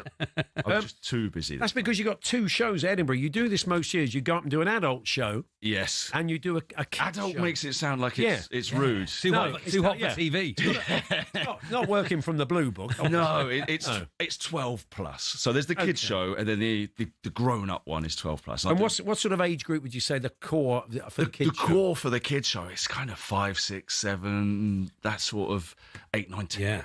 Yeah. It's between 3 and 11. The harder show will be the kids show, Paul. You've worked because kids, they don't miss a trick, and they don't believe a word you say anyway. No. So if you tell them a lie, they are on you. They are, and they have no qualms in shouting at you, telling you what you smell of, telling you about your mum and what your. I find the best way is to get that all in first yourself. So have a go at their mum first. Yeah, right. Yeah, nice. Yeah, very good. Kids leaving in tears. Yeah. So, what's it? Do you do a bit of drawing in the show? We are actually going to be drawing a poo on a pogo stick. Oh, that's good. Because I will be... That'll be a useful life skill for the kids to take home after the show, won't it? I'd like to think it is. Teach them all about the... I went to art school and now I'm teaching kids how to draw poos on pogo sticks. You do a lot of work in schools as well, Olaf, don't you? Yeah, so I do visit a lot of schools with the books, and that's always a lot of fun. So the past couple of weeks since the book came out last week, and I visited quite a few schools in Aylesbury, of all places. Oh, right, okay. Very nice. And yeah, we were teaching the kids how to draw poos on pogo sticks, and the good thing, or the fun thing for them is we draw it, and then I say, right now, make it say something. Look, put a speech bubble in and make it say something. Yeah, okay. You get all sorts then, yeah. Somewhere a bit close to the line there. There's a Ronnie Barker statue in Aylesbury, of course, outside the theatre. Yeah, he's sat on a bench out there. Never knew that. He might enjoy this book. Yeah. You never know. The way I said he might, and you never know, felt quite disparaging. I apologise. So the kids' show is the stupidest super stupid show. So far. No, it's not so far. So far it was last year. It's the stupidest super stupid show, new improved recipe. Right. Which is basically... A lot of it is the same as last year, but I'd say there's about 30-40% new. And your adult show is Orange You Glad? Orange You Glad. And and they're both part of the free festival. Orange You Glad, I didn't say... Yeah, that's the hard. Orange You Glad, I didn't say banana. Oh, that's it. There we go, And they're free festival gigs, so tell us how they work, Olaf. Well, so they are part of the free festival, which normally means people come in for nothing. Yeah. And then I kind of stare at them until they pay me some money on the way out. Right, yep. And most of the time they're really great and really generous. But the kids show, you can actually pre-book tickets. Oh, okay, right. So, yeah, they for the kids shows on the free festival, they don't like parents going away disappointed and turning up and it being a full room. So they do let them. So if you do want to come to the kids show, definitely get a ticket. It sold out completely last year. So very good. Clang, big. But yeah, so get yourself a ticket. Excellent. So Luton Town. You are a Luton Town fan as well. You get to a lot of the games. Yeah, although I won't be there in August. My daughters and me, we got season tickets and we go to all of them. So it'll be my other half going with the with the 16-year-old. Maybe she'll be more luck. She might well be. Maybe you were the problem the last 2 seasons, Olaf. Well, God, don't. I don't even want to talk. I was saying, I did get your producer phone me up at one point. I was just, I don't even want to talk. I don't want to talk about it. I was saying to Paul, would you have taken not going up into the Premier League and just still being in the Championship, or would you have preferred the 2 seasons you've had? I preferred the 2 seasons we had. Because I've experienced relegation before. I've never experienced... Well, I've experienced it in the top flight. Yeah. But not the Premier League. No. Yeah. So no, it was a fun time. Would have been nice to have lasted a bit longer. And then your last season was just disappointing. Yeah. So many different factors. So the thing we really missed was a leader. And then from the moment Tom Lockyer collapsed on the pitch, from then on we just lacked that kind of leadership. Hopefully, we've got that. We've signed Cal Naismith on a permanent. Right. And we've got Saville from Millwall, who I've not seen. I've only seen one of the friendly games on Dodgy Stream. Yeah. But he seems like the leader that Luton need. You got an excellent goalkeeper from Spurs, Josh Keely, we were saying he does look really good. Very good. He was great at Orient. He's even popped up with the odd goal. I've seen a few clips of him where he's quite confident and quite comfortable with the ball at his feet. So looking. Well, Kaminsky was our keeper last year and in the Premier League, and he has gone to Luton reserves. Sorry, Charlton. Yeah. And whilst he was good, I'm not terribly disappointed. And Keely does look. No, I think he'll have a good season. I mean, it helps that Birmingham and Wrexham have gone up, and Stockport as well gone up out of the division. But yourselves, I'm assuming you still get parachute money. And Plymouth look like they're going to be, they've got a very good new manager. Yeah. They look like they're going to be pretty good. But there's no one who you look at and think, oh, they're going to run away with it. No, and I think the fixtures, I won't be going in August because I'll be up there trying to make people laugh. But the fixtures have been quite kind to us. We're actually the first game on Friday night. We've got it on. Yeah, we got the game against Wimbledon, first game of the season. I'll be listening. I probably will be listening in. Yeah, good. That's the idea. That's why we buy. There's one. There's one. We'll be pleased. The counter's just gone up. No, we've got AFC Wimbledon.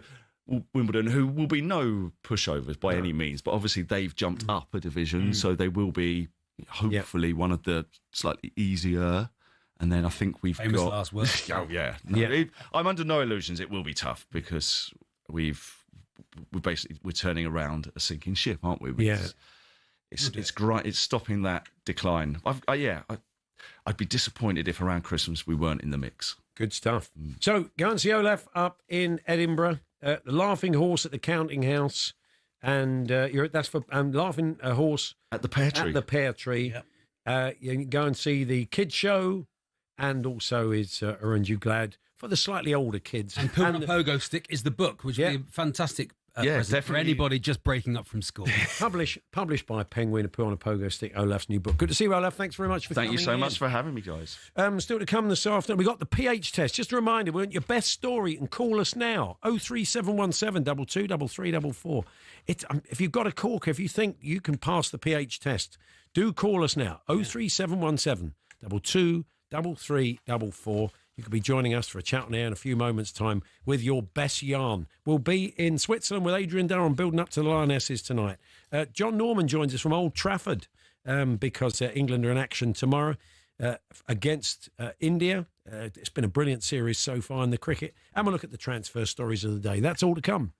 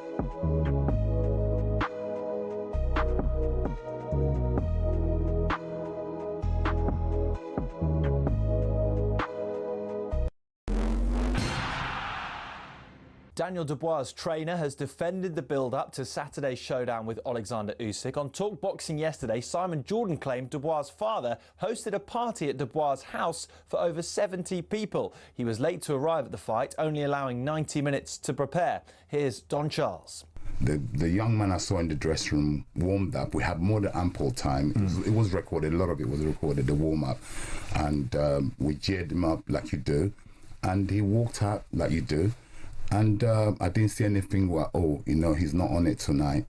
Okay? I put it down to Alexander Usyk being that much of a genius of a fighter. Watch the latest episode on the talkSPORT Boxing YouTube channel. So how does Serena Wiegmann approach England's Euro semi-final this evening? Make changes to a lacklustre starting 11 or keep faith in an ultimately winning formula? Nikita Paris has told us whatever happens, the bench will be key once again. You tend to, through a tournament, try and keep similar starting 11 for cohesion, but obviously the subs have done unbelievable and they've really impacted every game in which they've come on, and there's been various different substitutions at times and they've all played the part, and you know it takes more than 11 players to win a tournament. England versus Italy is live on talkSPORT from 7. Now René Meulenstein says talk of Manchester United being relegated is starting to get under people's skin. He's pleased with the signings of Cunha and now Mbumo, but Neil Warnock reckons the latter in particular was a bit too expensive. I think it's probably about 15 million more than they should do, but I think that's because of Man United, really. Yeah. I think Man United have to pay a bit more,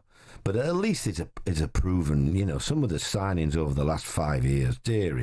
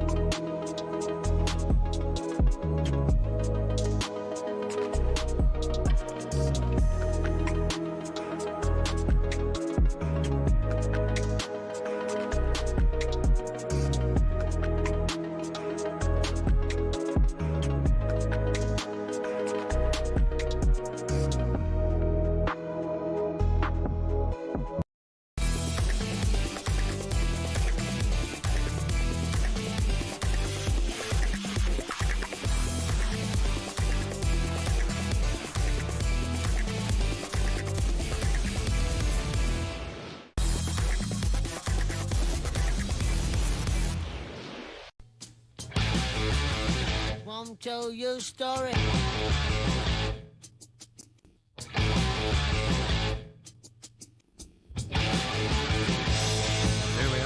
Very nice. Paul Hawksbee and Charlie Baker. And Bon Scott, the late great Bon Scott. And AC/DC, of course. But it's, of course, Paul, the theme tune to the pH test. It is. Is the pH test, which is a little format Charlie came up with for the summer.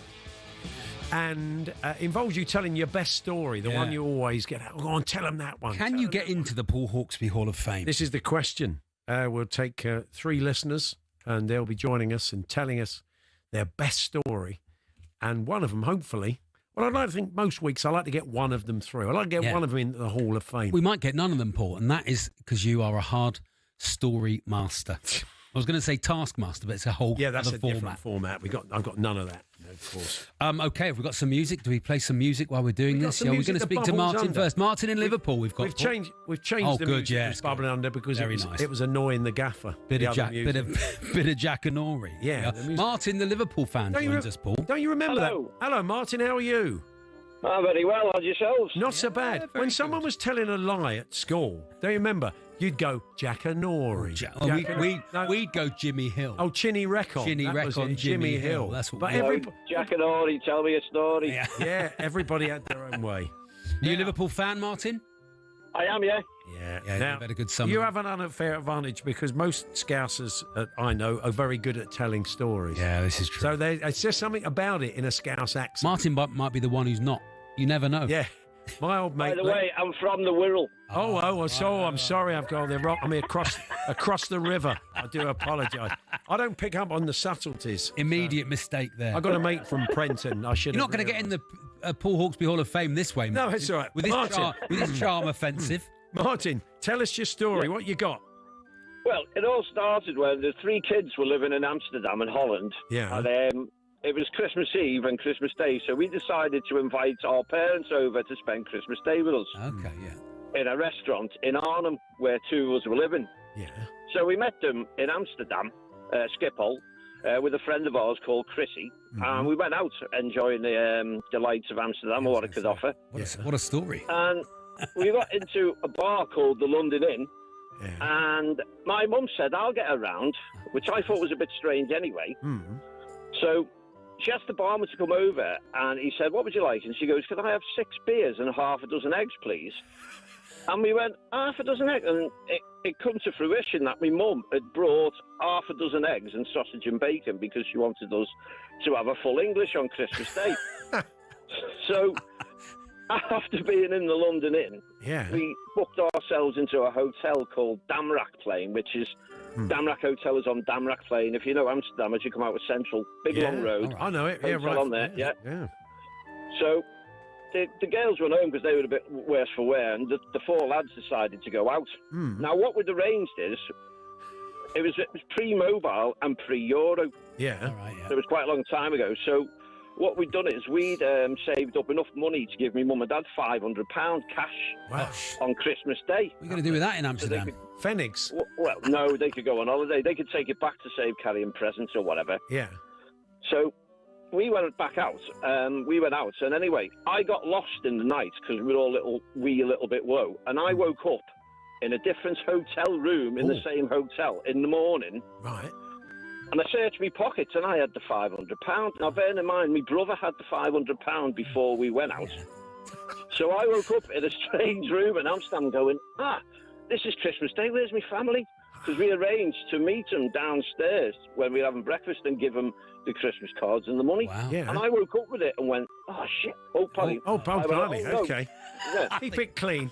Keep it clean. Okay, well done. Okay, yeah. It's easy done. I've lost the thread, if I'm honest. We had half a dozen eggs. We're gonna have to £500. Now we're in a different. We've got 2 more to squeeze in, Martin. So we might need to. Yeah, that's all right. So anyway, we were due to meet them in our accommodation in Arnhem. So I jumped on a train expecting to meet them there Christmas Day. Yeah. So anyway, I got to the accommodation and there's no one there. Right. So after about 2 hours, 3 hours of scratching my head, going, where are they? A phone call goes. So I had my dad on the phone and said, where are you? He goes, we're in Oberhausen in Germany. I went, Oberhausen? I said, how did you get there? And he said, you know the old trains where you had to lean out the window and you had to open the door? Yeah, it was a city hopper. So our mate, Chrissy Troyer, had a cigarette in one hand and a can of beer, and he didn't have enough time. He pulled the window down, and he didn't have enough time to open the latch. So he went all the way to Germany? Went all the way to Oberhausen. And that was on Christmas Day. 6 stories, wasn't it? That was. It was. I feel like it's like War and Peace. But There we are. that's a good start then. Thank you, Martin. We've got Elliot, the Aston Villa fan, next, Paul. Let's hear from Elliot. Hello, Elliot. Hello, Elliot. Hello. Hello. Yeah. Is yours a bit shorter? A bit briefer than that one, Elliot? I hope so. I've nearly fallen asleep. I mean, trolling the other story. Yeah, that's right. He's trying to get inside my head. Go on, I'm bigging it up. Go on, Elliot. Take it away. Yeah, so we're there on a night out, and I've gone to my friend's flat, and we've come back in off the night out. We're at the friend's flat. Yeah. And outside the flat, over the road, literally a stone throw away, there's a burger shop. Yeah. And my friend's in there, and he goes, and he's with me as like going to see his friends, and he goes, I fancy a burger, and I said, well, go and get one. Then I said, while it's still open, he goes, all right then. Anyway, so he goes off he pops. Next thing you know, I'm not, where's he gone? Well, he's only over, he'll be back there and back in 2 minutes. Anyway, kept on going, never had his phone on him, he's left his phone, everything's there. About 4 hours later, he comes back, so we're literally, it's about 5 o'clock in the morning, this is. I'm like, what on earth's going on? Yeah. I said, Jay, where have you been? He said, you never guess what? I said, what? He said, you know, if you walk out the back way to this flat, he said, it's like a gated foyer part. Right. So he's got locked outside this like gated little community, and he's been outside this whole time. He's had to climb over. He's climbed up the building, over the top, down by the car park, he said. This is all like in the middle of the night to try and get out of this place because he had no idea what to do. And he said, eventually, I made him back round, and I said to him, so it was the burger? He said it was closed by the time he got there. The burger. No burger. No burger. No burger. No Here we burgers. are. Now, thank you very much. Thank you, Elliot. And that's his best story. And there we are. Jeremy, the Stoke fan, is next. It's time for one more. Hello, Jerry. Hello. Hello. Hello, Jerry. Hello, Jerry. How you doing? And I think there's an air of sanity been added. Oh, Yeah. Jeremy. Sorry. Jeremy. Jeremy. That's all right. Stoke fan. Whatever you prefer. Oh, Okay. Best story then. Give us your best story, Go on, Jeremy. Take it away. Okay, so my wife and I, we used to spend every Christmas in Switzerland with my in-laws. Nice, yeah. And one year we rocked up and their new block of flats.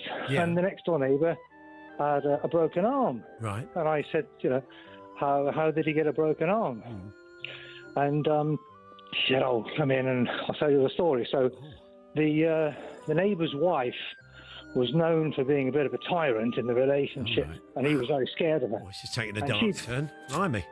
No. Oh, She no. Okay. popped out. Yeah. He popped out for some shopping, and he'd had a quick shower. All right, okay. And so, because he didn't want to get told off, he was cleaning the bathtub in his birthday suit. Oh, wow. We've all done it, haven't we? I think that's a trip to Casualty coming on, don't you? Every nurse and doctor will tell you they've seen it all. Anyway, yeah. He was just bending over, stretching just to get the far reaches of the tub. Yeah. And the family cat came at him between his knees from behind. Wow. Seeing what was dangling there. At that point, the family cat. the pain and the surprise. Yes. Obviously caused him to dart forward. Right. He smashed his head on the taps. Yeah. Okay. Wife comes home, finds him naked, unconscious, blood all around his face, in the bathtub. Calls the ambulance. Calls the ambulance. Nearly there. Don't worry. Okay. It's okay, yeah. Not worried. Okay.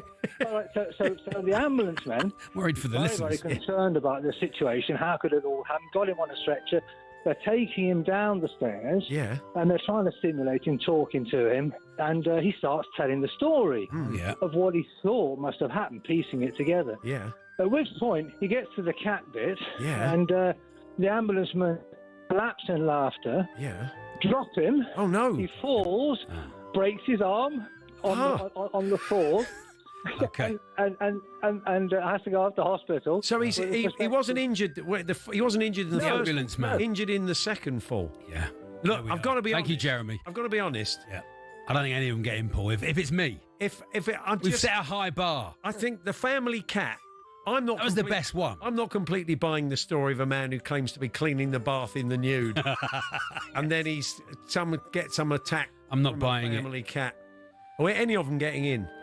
It's up to you, Paul. It's the pH test, but I tell you, a lot of them lost their thread. I think they did. I think we can file a lot of them under not as easy as it looks. No, that's very true. I'll let Jeremy in. You can let Jeremy in. Just because the family cat did something appalling. I'll let Jeremy in. Well done, Jeremy. Well done, Jeremy. You're in. You're in. Well, there we are. Martin's still telling his story somewhere on the world.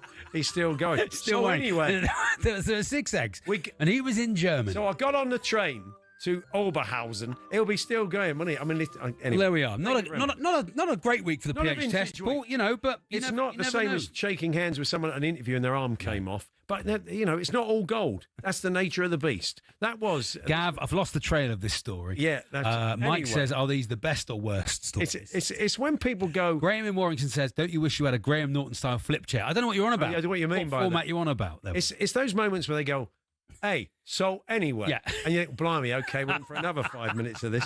So there we are. That was the pH test, an idea of differing quality. 2 people missing ChatGPT. Yeah, so it's made that look good. Come on, Charles.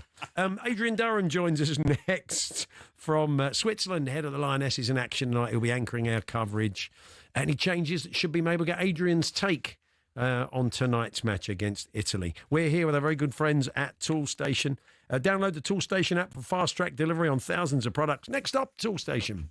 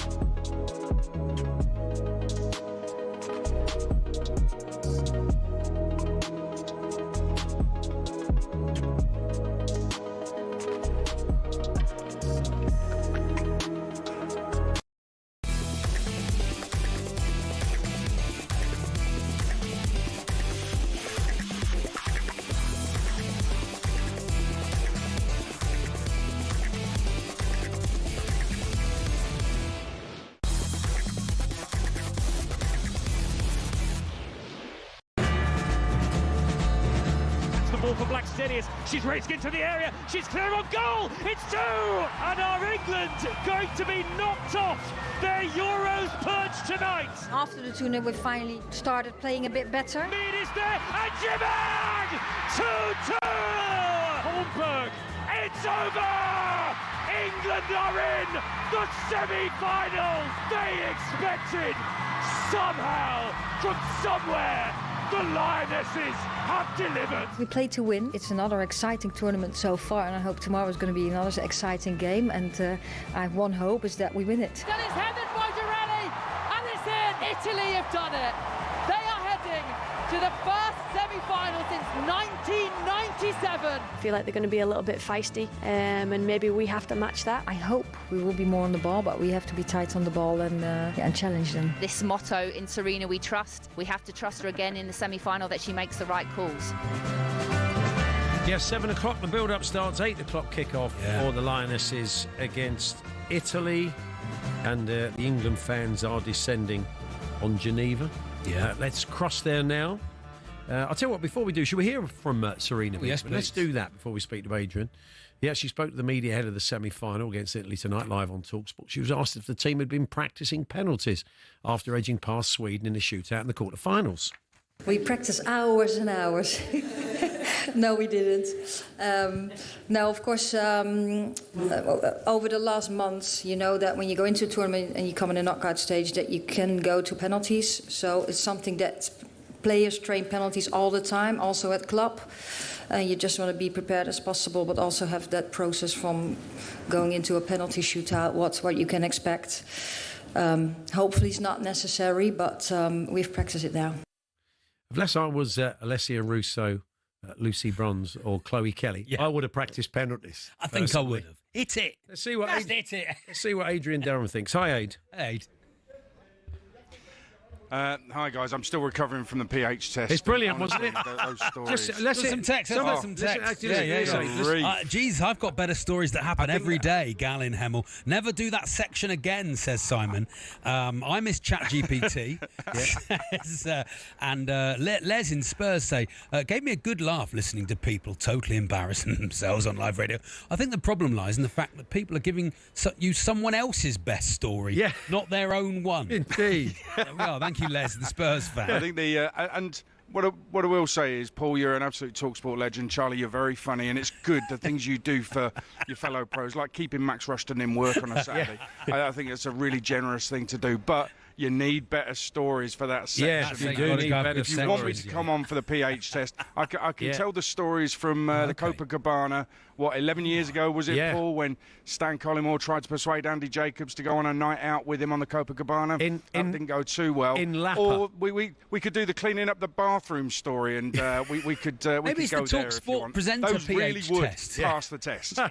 You're saving those for the book. Those would be the best stories, I promise you. Possibly use the line that Stan said to entice Andy out. But anyway, where were we? Penalties. I mean, I'm a little bit surprised. I mean, let's hope it doesn't come to that. But there were some shockers in there, really, from players of the experience of the players that missed, I felt. You know what? It wasn't the greatest penalty shootout. I think it's fair to say. And at the end of the show, I described it as one of the worst penalty shootouts ever. And I think I could justify that. I watched it back the next day, believe it or not. And actually, it was a mix of things. There were some truly terrible penalties. There were some brilliant penalties, the three you just named. There was one Sweden penalty into the top bins, which was absolutely fantastic. There was also some very good goalkeeping. And, of course, historically, the narrative is women's goalkeeping is terrible. Well, they're going to have to throw that in the bin now, because I thought both keepers made some good saves. Falk made 4 saves, still lost the shootout. Hannah Hampton's fingertip save in the penultimate Swedish penalty was superb. So I think it's fair to say it was a terrible penalty shootout, but I think some context is needed. There were some good pens. There were some brilliant saves as well. But I'm really hoping it doesn't go to pens tonight. Are you changing anything, Adrian, in terms of personnel, starting personnel, and possible team shape? There's been a bit of talk about 3 at the back. Well, when you said, are you changing anything? I thought, I'm changing my top. It's a bit sweaty, that last one, after the Sweden game. But, no, in terms of personnel, I don't think Serena will change anything. Chloe Kelly probably should come in. I think she's done enough to earn that spot. I'm not necessarily sure that the squad are kind of conditioned brain-wise to think it's earning a spot. It's basically saying, yes, I can have an impact if you need me off the bench, and I think the players are quite comfortable with that because they're all together as a squad. So nobody's sitting on the bench fuming, if you understand what I'm saying. They all know that they could be the heroes on the night. I think defensively there's a question over whether they go 3 at the back or stay 4 at the back. I think Serena's so conservative she will stay 4 at the back. But there is another question about Jess Carter's form. Obviously, what's happened to Jess Carter off the pitch is horrific. If Serena can box that off and say, well, actually, what do we need? What's best for England in terms of winning the game, trying to keep a clean sheet? Esme Morgan came on against Sweden, and I think she played way better than any of us thought. And we all spoke to her on the Sunday, I think it was. And she spoke very well, and she was really impressive in the game. She's clearly very confident. If she was in the starting lineup, I personally wouldn't have a problem with that. I think one of England's strengths is their bench, is that they do have these impact players who do make a difference. Michelle Aguiman, for instance, she was fantastic when she came on, and she offers something completely different to all the other England players.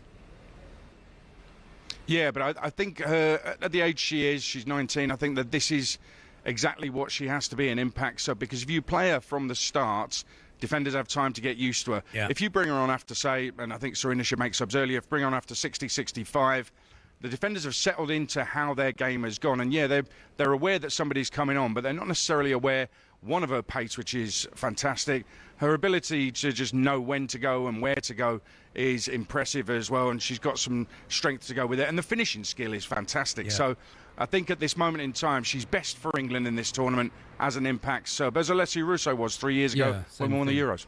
We saw Italy against Norway, and they like to get it wide, and they like to play it long quite often, and those balls in behind into those wide areas and the channels is where we looked a little bit suspect at times behind our fullbacks, Adrian. So you're going to have to watch that tonight, aren't they?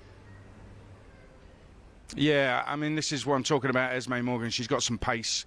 Height is impressive as well, and they're good in the air, Italy. So she's got those skills, a special set of skills that she could use against Italy to keep them at bay. Girelli is 35 years old, but she's having an incredible tournament, truly incredible. And her 2 goals against Norway, the header for the winner late on was a very special goal indeed. So she has to be watched. We have to do our homework. We were poor, we were sloppy. It was almost like we hadn't really clocked what Sweden were going to try and do against us. So I hope that homework has been stepped up on the opposition. And from the very offset, from the first whistle, I hope everybody's totally on it and not playing casual, sloppy passes to opposition players, because Italy have the ability to catch us out. Yeah. To go through what we've gone through, to lose to France, then absolutely hammer the Netherlands and Wales and come back, then be out 3 or 4 times against Sweden but still get through that one, I think then to go out against Italy in the semi-finals will be a real massive disappointment. They've worked this hard to get this far. Let's make it count and get to the final. I think we're going absolutely. I've said we're going to hammer them 3 or 4. You're very confident. Very confident indeed. Well, let's hope you're right. Adrian, we look forward to hearing from you. On what basis can you be confident? Honestly, vibes, eh? Vibes. I mean, I was so nervous about it this morning. I climbed a mountain this morning just to ease the nerves, and it hasn't worked. Well, have a good one. We'll hear from you later. All the best. Thanks a lot. Cheers. Adrian Durham there. And he is your host from 7 o'clock. Mike's been in touch. Can we get one of the callers back in touch to clarify what happened to the eggs? Yeah, I don't know whether the eggs featured in that story. Yeah, I didn't know if that was part of the story. Anyway. So the coverage starts at 7 o'clock, kick-off at 8. You can react in the sports bar straight after the game, Lionesses versus Italy, tonight on talkSPORT. In the semi-finals of Euro 2025. Ben Fletcher has popped in to see us, I think with a bit of breaking news, Fletch. I do indeed. I have a press release from the Course of Arbitration for Sport with the world's smallest handwriting, which I'll try and read off my phone for you now. Just to confirm, it may not come as a complete surprise, the Course of Arbitration for Sport is in receipt of an appeal from Crystal Palace against UEFA, Nottingham Forest and Olympique Lyonnais, or Lyon as they're more commonly known, against their ban from the Europa League owing to those breaches of multi-club ownership rules. The appeal has been received. The process is now underway. Okay. So this is not this is not an outcome. Not an outcome. Just to say it's been This received. is CAS telling you they've got it. They've got it turned up in the post. Exactly. It's like one of those notifications you get from Raw Mail when you're. They've left it in the porch. It's been left in the porch. Exactly that. Behind the bins. Yeah. Left it behind the bins. Okay, well, let's hope it doesn't take too long, because everybody needs to know where they're at and what competition they're playing in and stuff. So thank you, Fledge. Thank you very much. Fledge. So we'll keep an eye on that for you. Still to come, we're going to talk a bit of cricket next.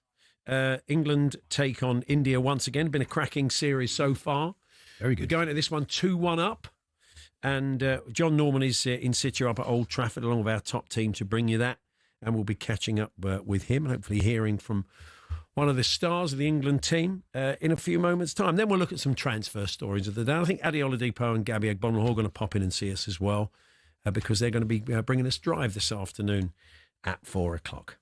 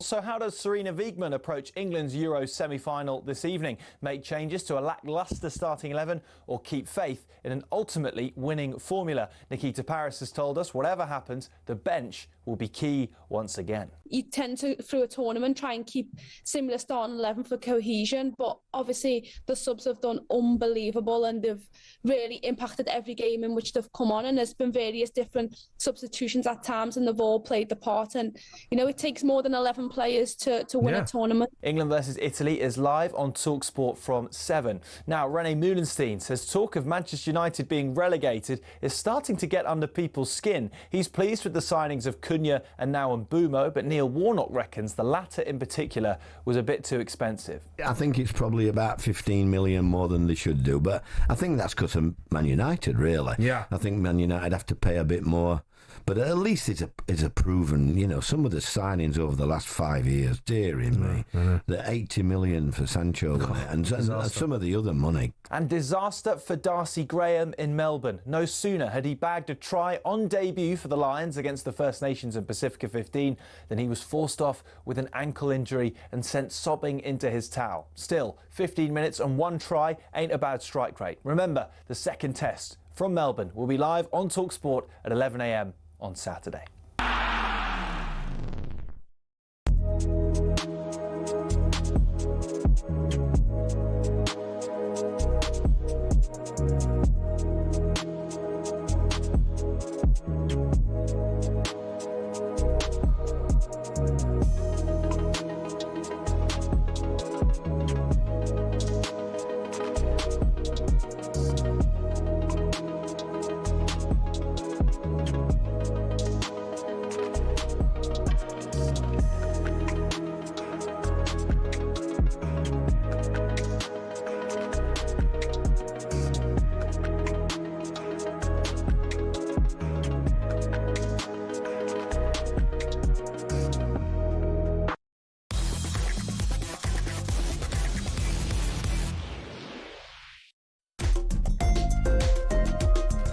We will head to Old Trafford very shortly and catch up with our cricket correspondent John Norman, and we'll hear from Ben Stokes, the England skipper, ahead of the 4th Test against India tomorrow. But coming up at 4 o'clock this afternoon, it's Adi Oladipo and Gabby Agbonlahor with Drive. The guys have popped in. Good afternoon, fellas. Afternoon, gents. We were forced in. We're under duress to come. Yeah, that's right. Are you under duress? We didn't know. We just wanted to see the studio. We can go now. Yeah, because it's incredible. You've taken your shoes off, Adi, because it's the carpet. The new carpet. And I just want to. It's like a religious experience. It's that Bruce Willis Die Hard moment. You know, he just wants to get his feet on the carpet. But we've got a busy show. Yes. For 3 hours, we've got loads stuck in. Obviously, we're going to talk about Brian and Burmo. There's actually a discussion between me and Gabby. Is it Mbeumo? Is it Mburmo? Yeah. What is it? Mbumo. Mbumo. So there's like three. Birmingham, it's Mbumo. Is it Mbumo? Yeah. Okay. In London, has anyone asked him? Has anyone asked Brian? It's best to ask him. No, ask Brian what his name is. Yeah, there's a YouTube video, isn't there? All the Premier League players all saying their own names. Yeah, but then Bruno Fernandes did that, and he was Bruno Fernandes. And we still say Fernandes. Yeah, that's it. So we're going to talk about people used to get your name wrong, Gab, didn't they? I don't blame him. I get it wrong. Alan Brazil still does, doesn't he? Agimbola. Yeah. Still calls me Aid. I'm like Ade. And my surname, I'm not even going to tell you what he calls my surname. It's not past the watershed. My surname. We've also got. We're going to talk about the darts. Gerwin Price's celebrations. Yeah. Was he? I don't know if he's celebration police, but to fight. That's unlike him. He wants to fight everyone. It's almost because he knew he was a former rugby player. Rugby league, and everyone else was drinkers. He's like, oh, I can do you all. Yeah. So he's a bit of a bully. Frank Warren's going to join us as well. Right, okay. It's going to be good because there's loads going on with Daniel Dubois and boxing right now. Boxing is so hot right now. Yes. It is. Like, honestly, so Frank... I did if you heard Don Charles earlier on with the guys saying it wasn't so much a party, it was more a gathering. When does the number have to get passed? I don't know. When does turn into a gathering as opposed to I wouldn't have got fined so much by managers at Villa if I said it was more a gathering, not after a loss. More a gathering of 50 people. Yeah, 50. We only knew 20 of them, but it was a gathering. But no, look, I like Don a lot. But it'll be interesting to get Frank's thoughts on it. Yeah. Because he must have known about this. Exactly. Oh, you were there, Addy. You know, you're working. Addy, I think you know. Tell us, Addy, live on this show, Addy. Tell us your vibe, you know. Were you at the gathering? I'm not saying he was. When I say you were there. I might have. No. But it's crazy because we heard that Dubois was turning up late. Yeah. And we're like, what? Usyk's already there getting his hands wrapped. Yeah. Like, how can Dubois not... They hadn't finished past the parcel. That's right, yeah. They all got given a bag of sweets when they left. Incredible stuff. Like, I've never heard of anything like it.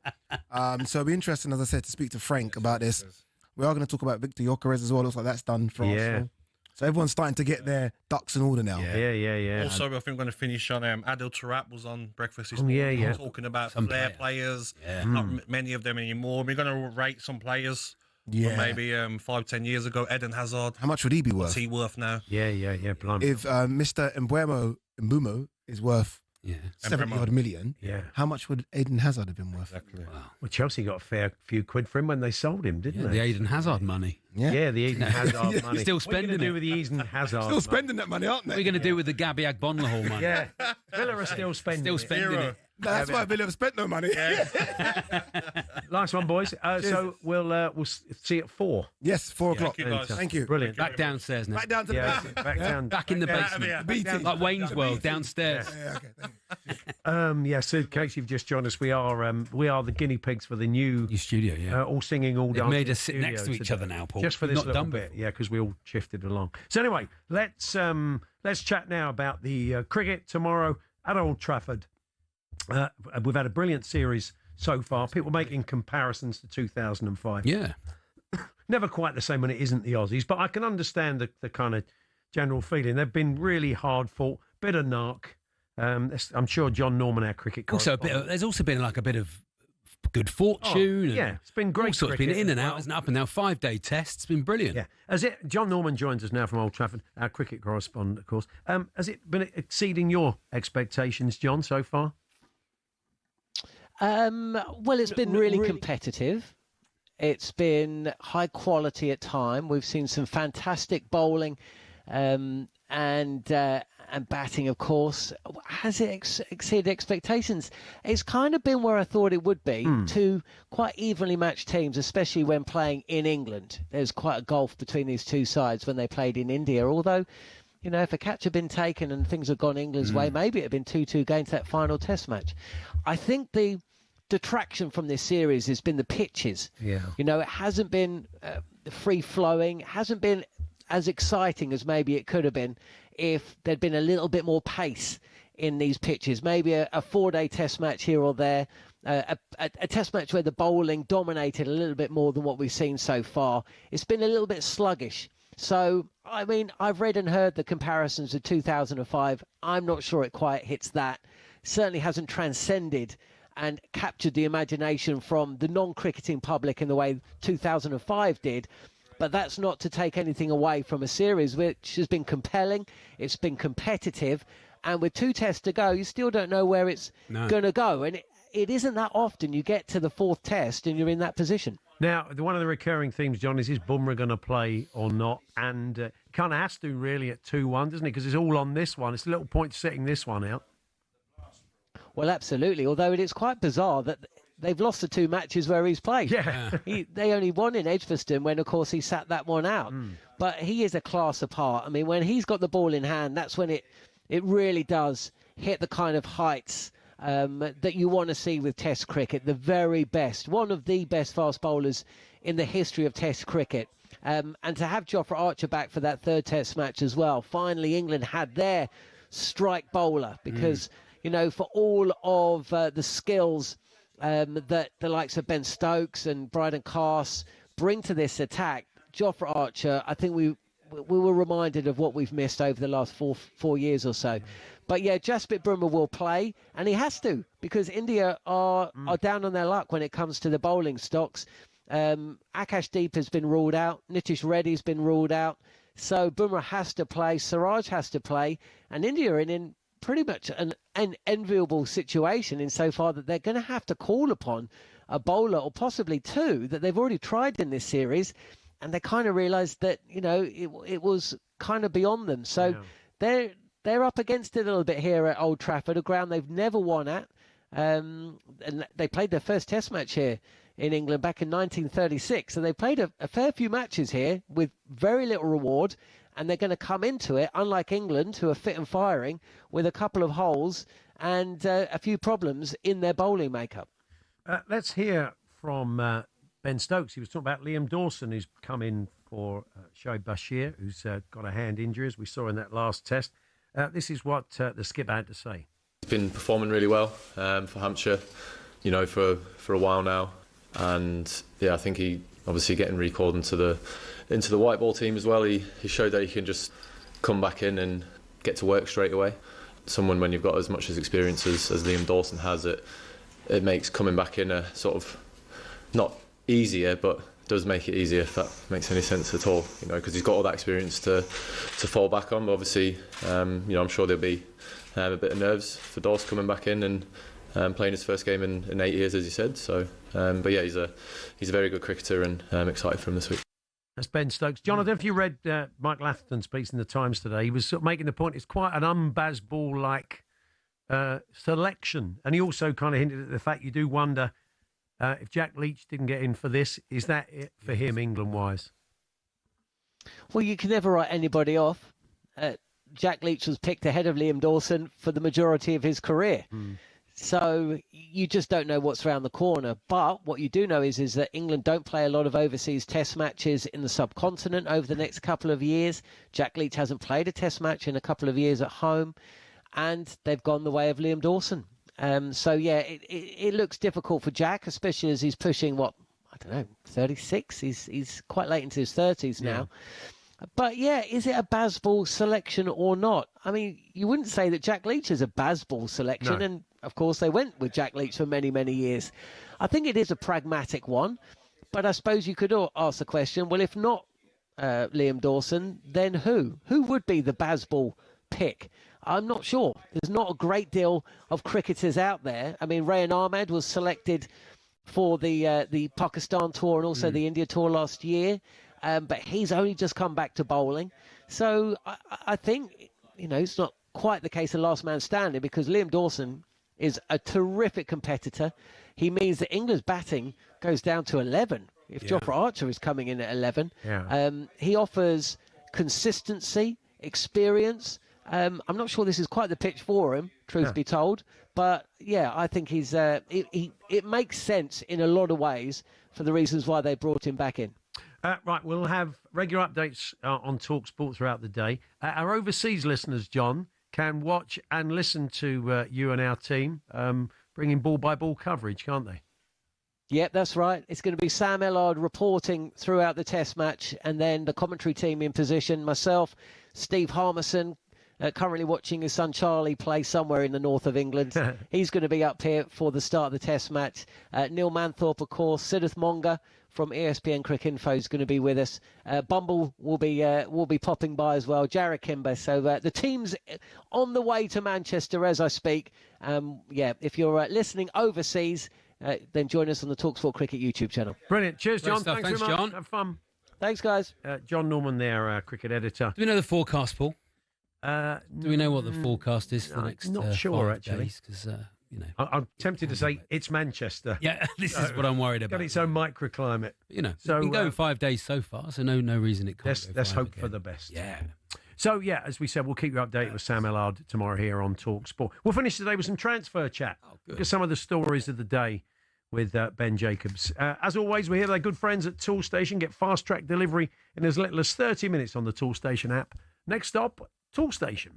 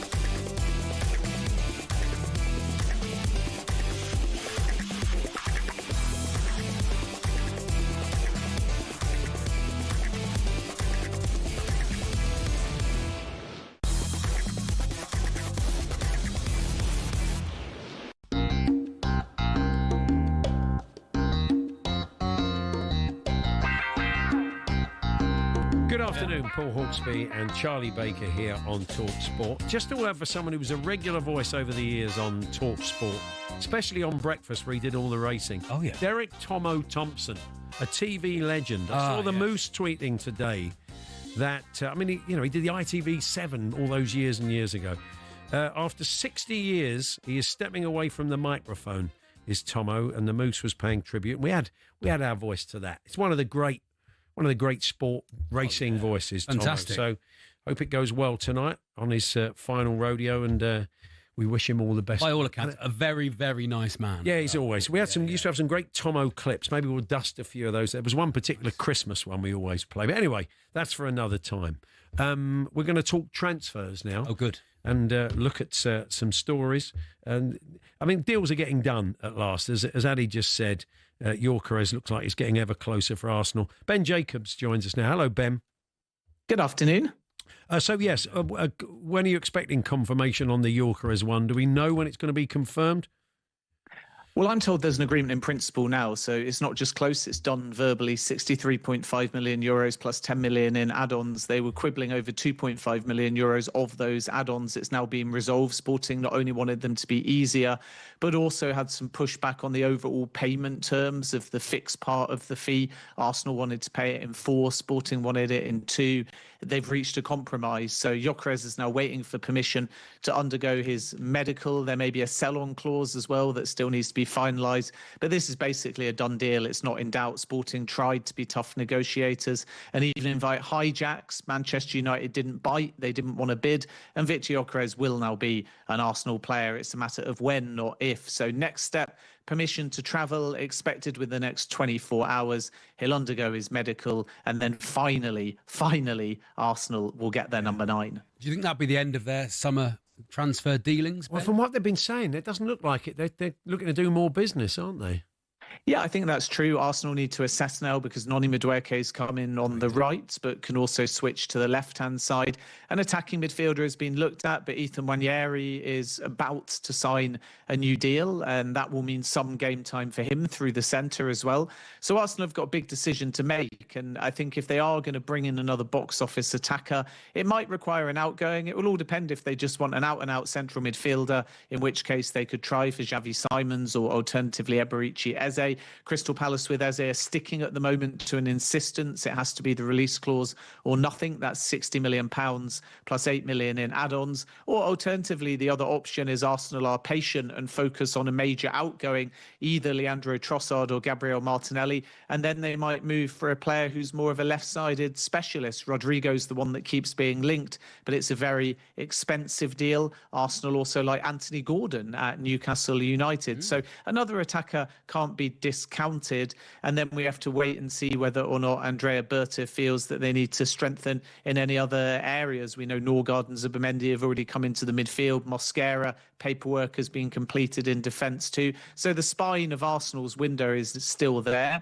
But I sense that there is movement still possible in an attacking sense, especially if we do get one of those outgoings that I mentioned. A story that won't go away and seems to pop up again today is Emi Martinez to Manchester United. Apparently they're looking for 40 million quid, which is putting Manchester United off. I mean, he's 32, but in many people's eyes, the world's best keeper. Yeah. He'd make a massive difference to Manchester United. I think so, wouldn't you? Villa, even though we had that bit of creative accountancy around the women's team, a la Chelsea, I think there still are some PSR issues. So what are the chances of this happening, do you think? Yeah, a PSR issue on the last financial year that's resolved by selling the women's team doesn't necessarily mean any urgency to sell now for Villa. But of course, they have to project what they're going to look like at the end of this financial year. And if they can get some money on the books, it might be a deal that Aston Villa entertain. But I think now the financial year is closed and they've sold their women's team, they're not going to make an Emi Martinez exit particularly easy for anybody. However, if Martinez wants the opportunity, it looks like he's going to drive the move. So Manchester United are the ones actually putting a roadblock on this. I do agree that the price for Emi Martinez could be as high as 40 million. It will certainly be over 30 million pounds. And I'm told Villa are using the Mike Maignan 25 million pounds as a basic valuation. And then Emi Martinez is viewed to be stronger than Mike Maignan, or at least equal to him over a long period of time, and has longer left on his contract as well. So 30 million pounds or more, possibly approaching 40 million. And then from Manchester United's point of view, the reason why I say they're putting the roadblocks on this is because the whole plan for Manchester United was only to find a young number 2. And Sene Laarmans at Antwerp is one player that they're currently in talks with on the player side only at the moment. So if they stick to their plan, it will be Bayindir out and a young goalkeeper in. And Andre Onana still hasn't been told, even though he's sitting on the sidelines injured, that he's surplus to requirements. The flip side is if they pivot from that plan, Emi Martinez is open to Manchester United. Emi Martinez is courting Manchester United, but Manchester United at the moment not reciprocating. So we'll have to wait and see if they go for a number 1. Then Emi Martinez could have legs, or if they stick to their original plan, in which case I would still keep an eye on Sene Laarmans. James McAtee is a young lad with options by the sound of it. He's been linked to so many clubs to the point on the talkSPORT website we've got the list of clubs he might join with the betting. Forest apparently are favourites. I know he went over to Eintracht to have a conversation with them. There's a few German clubs interested. West Ham, Everton, possibly Italy. I don't know, but where's the most likely destination, Ben? Yeah, one likely destination might be a stay at Manchester City, just because Man City don't really want to sell. So we're in Cole Palmer territory just before he left Chelsea, where the player would have to go to Pep Guardiola and say very clearly, I want to leave. And then Man City would be understanding of that. Suggestions then an exit would be facilitated at £25 million, a wider the mark to my understanding. Man City will look at the Cole Palmer fee that Chelsea paid and say, we want something like for like, because even though Cole Palmer exploded at Chelsea, just before he moved to Chelsea, if you compare that and his senior appearances to James McAtee, McAtee has a whole lot more on his CV. So City basically want 40 million plus. And then you're right to say there's interest from Nottingham Forest. They're also, by the way, looking at Bilal Al-Khanous at Leicester City. And then in addition to that, Everton are there, but not seen as front runners. I think West Ham could enter the race, but there's a real push from Germany. Frankfurt are one club, but I would also keep an eye on Leipzig. And even Leverkusen made a recent inquiry too. So right now, I would say within the Premier League, Nottingham Forest are pushing the hardest, but don't discount a move to Germany if, and it is an if, McAtee ends up leaving Manchester City. Excellent. Good to talk to you. Thank you, Ben, as always. Ben. Cheers, guys. Ben Jacobs with the latest on the transfer window. Yeah. Transfer Insiders available as a podcast if you missed last Didn't night. mention Granit Xhaka back in the Premier League. That's good news, isn't it, Paul? I like him. Interesting story. Ashley Young player. looks like he's going to Ipswich on a free at the tender age of 40. But we're right across all that for all the transfer news at talksport.com. There we are. Well, that is us, Charlie. Les thinks we've blessed the new studio, Paul. We have. With the best story feature. Yeah, brilliant. I think it really gave it a real... kicked it off with a bang, the new studio. Good. Anyway, everything seemed to work. Why not? Marvellous. We'll catch up with you tomorrow, myself and Andy, reflecting on the Lionesses and all manner of other stuff. Charlie back on Thursday. Yeah. Thanks for your company today. Coming up next, it is Adi Oladipo and Gabby Agbon-Lahore with Drive. Have a good evening.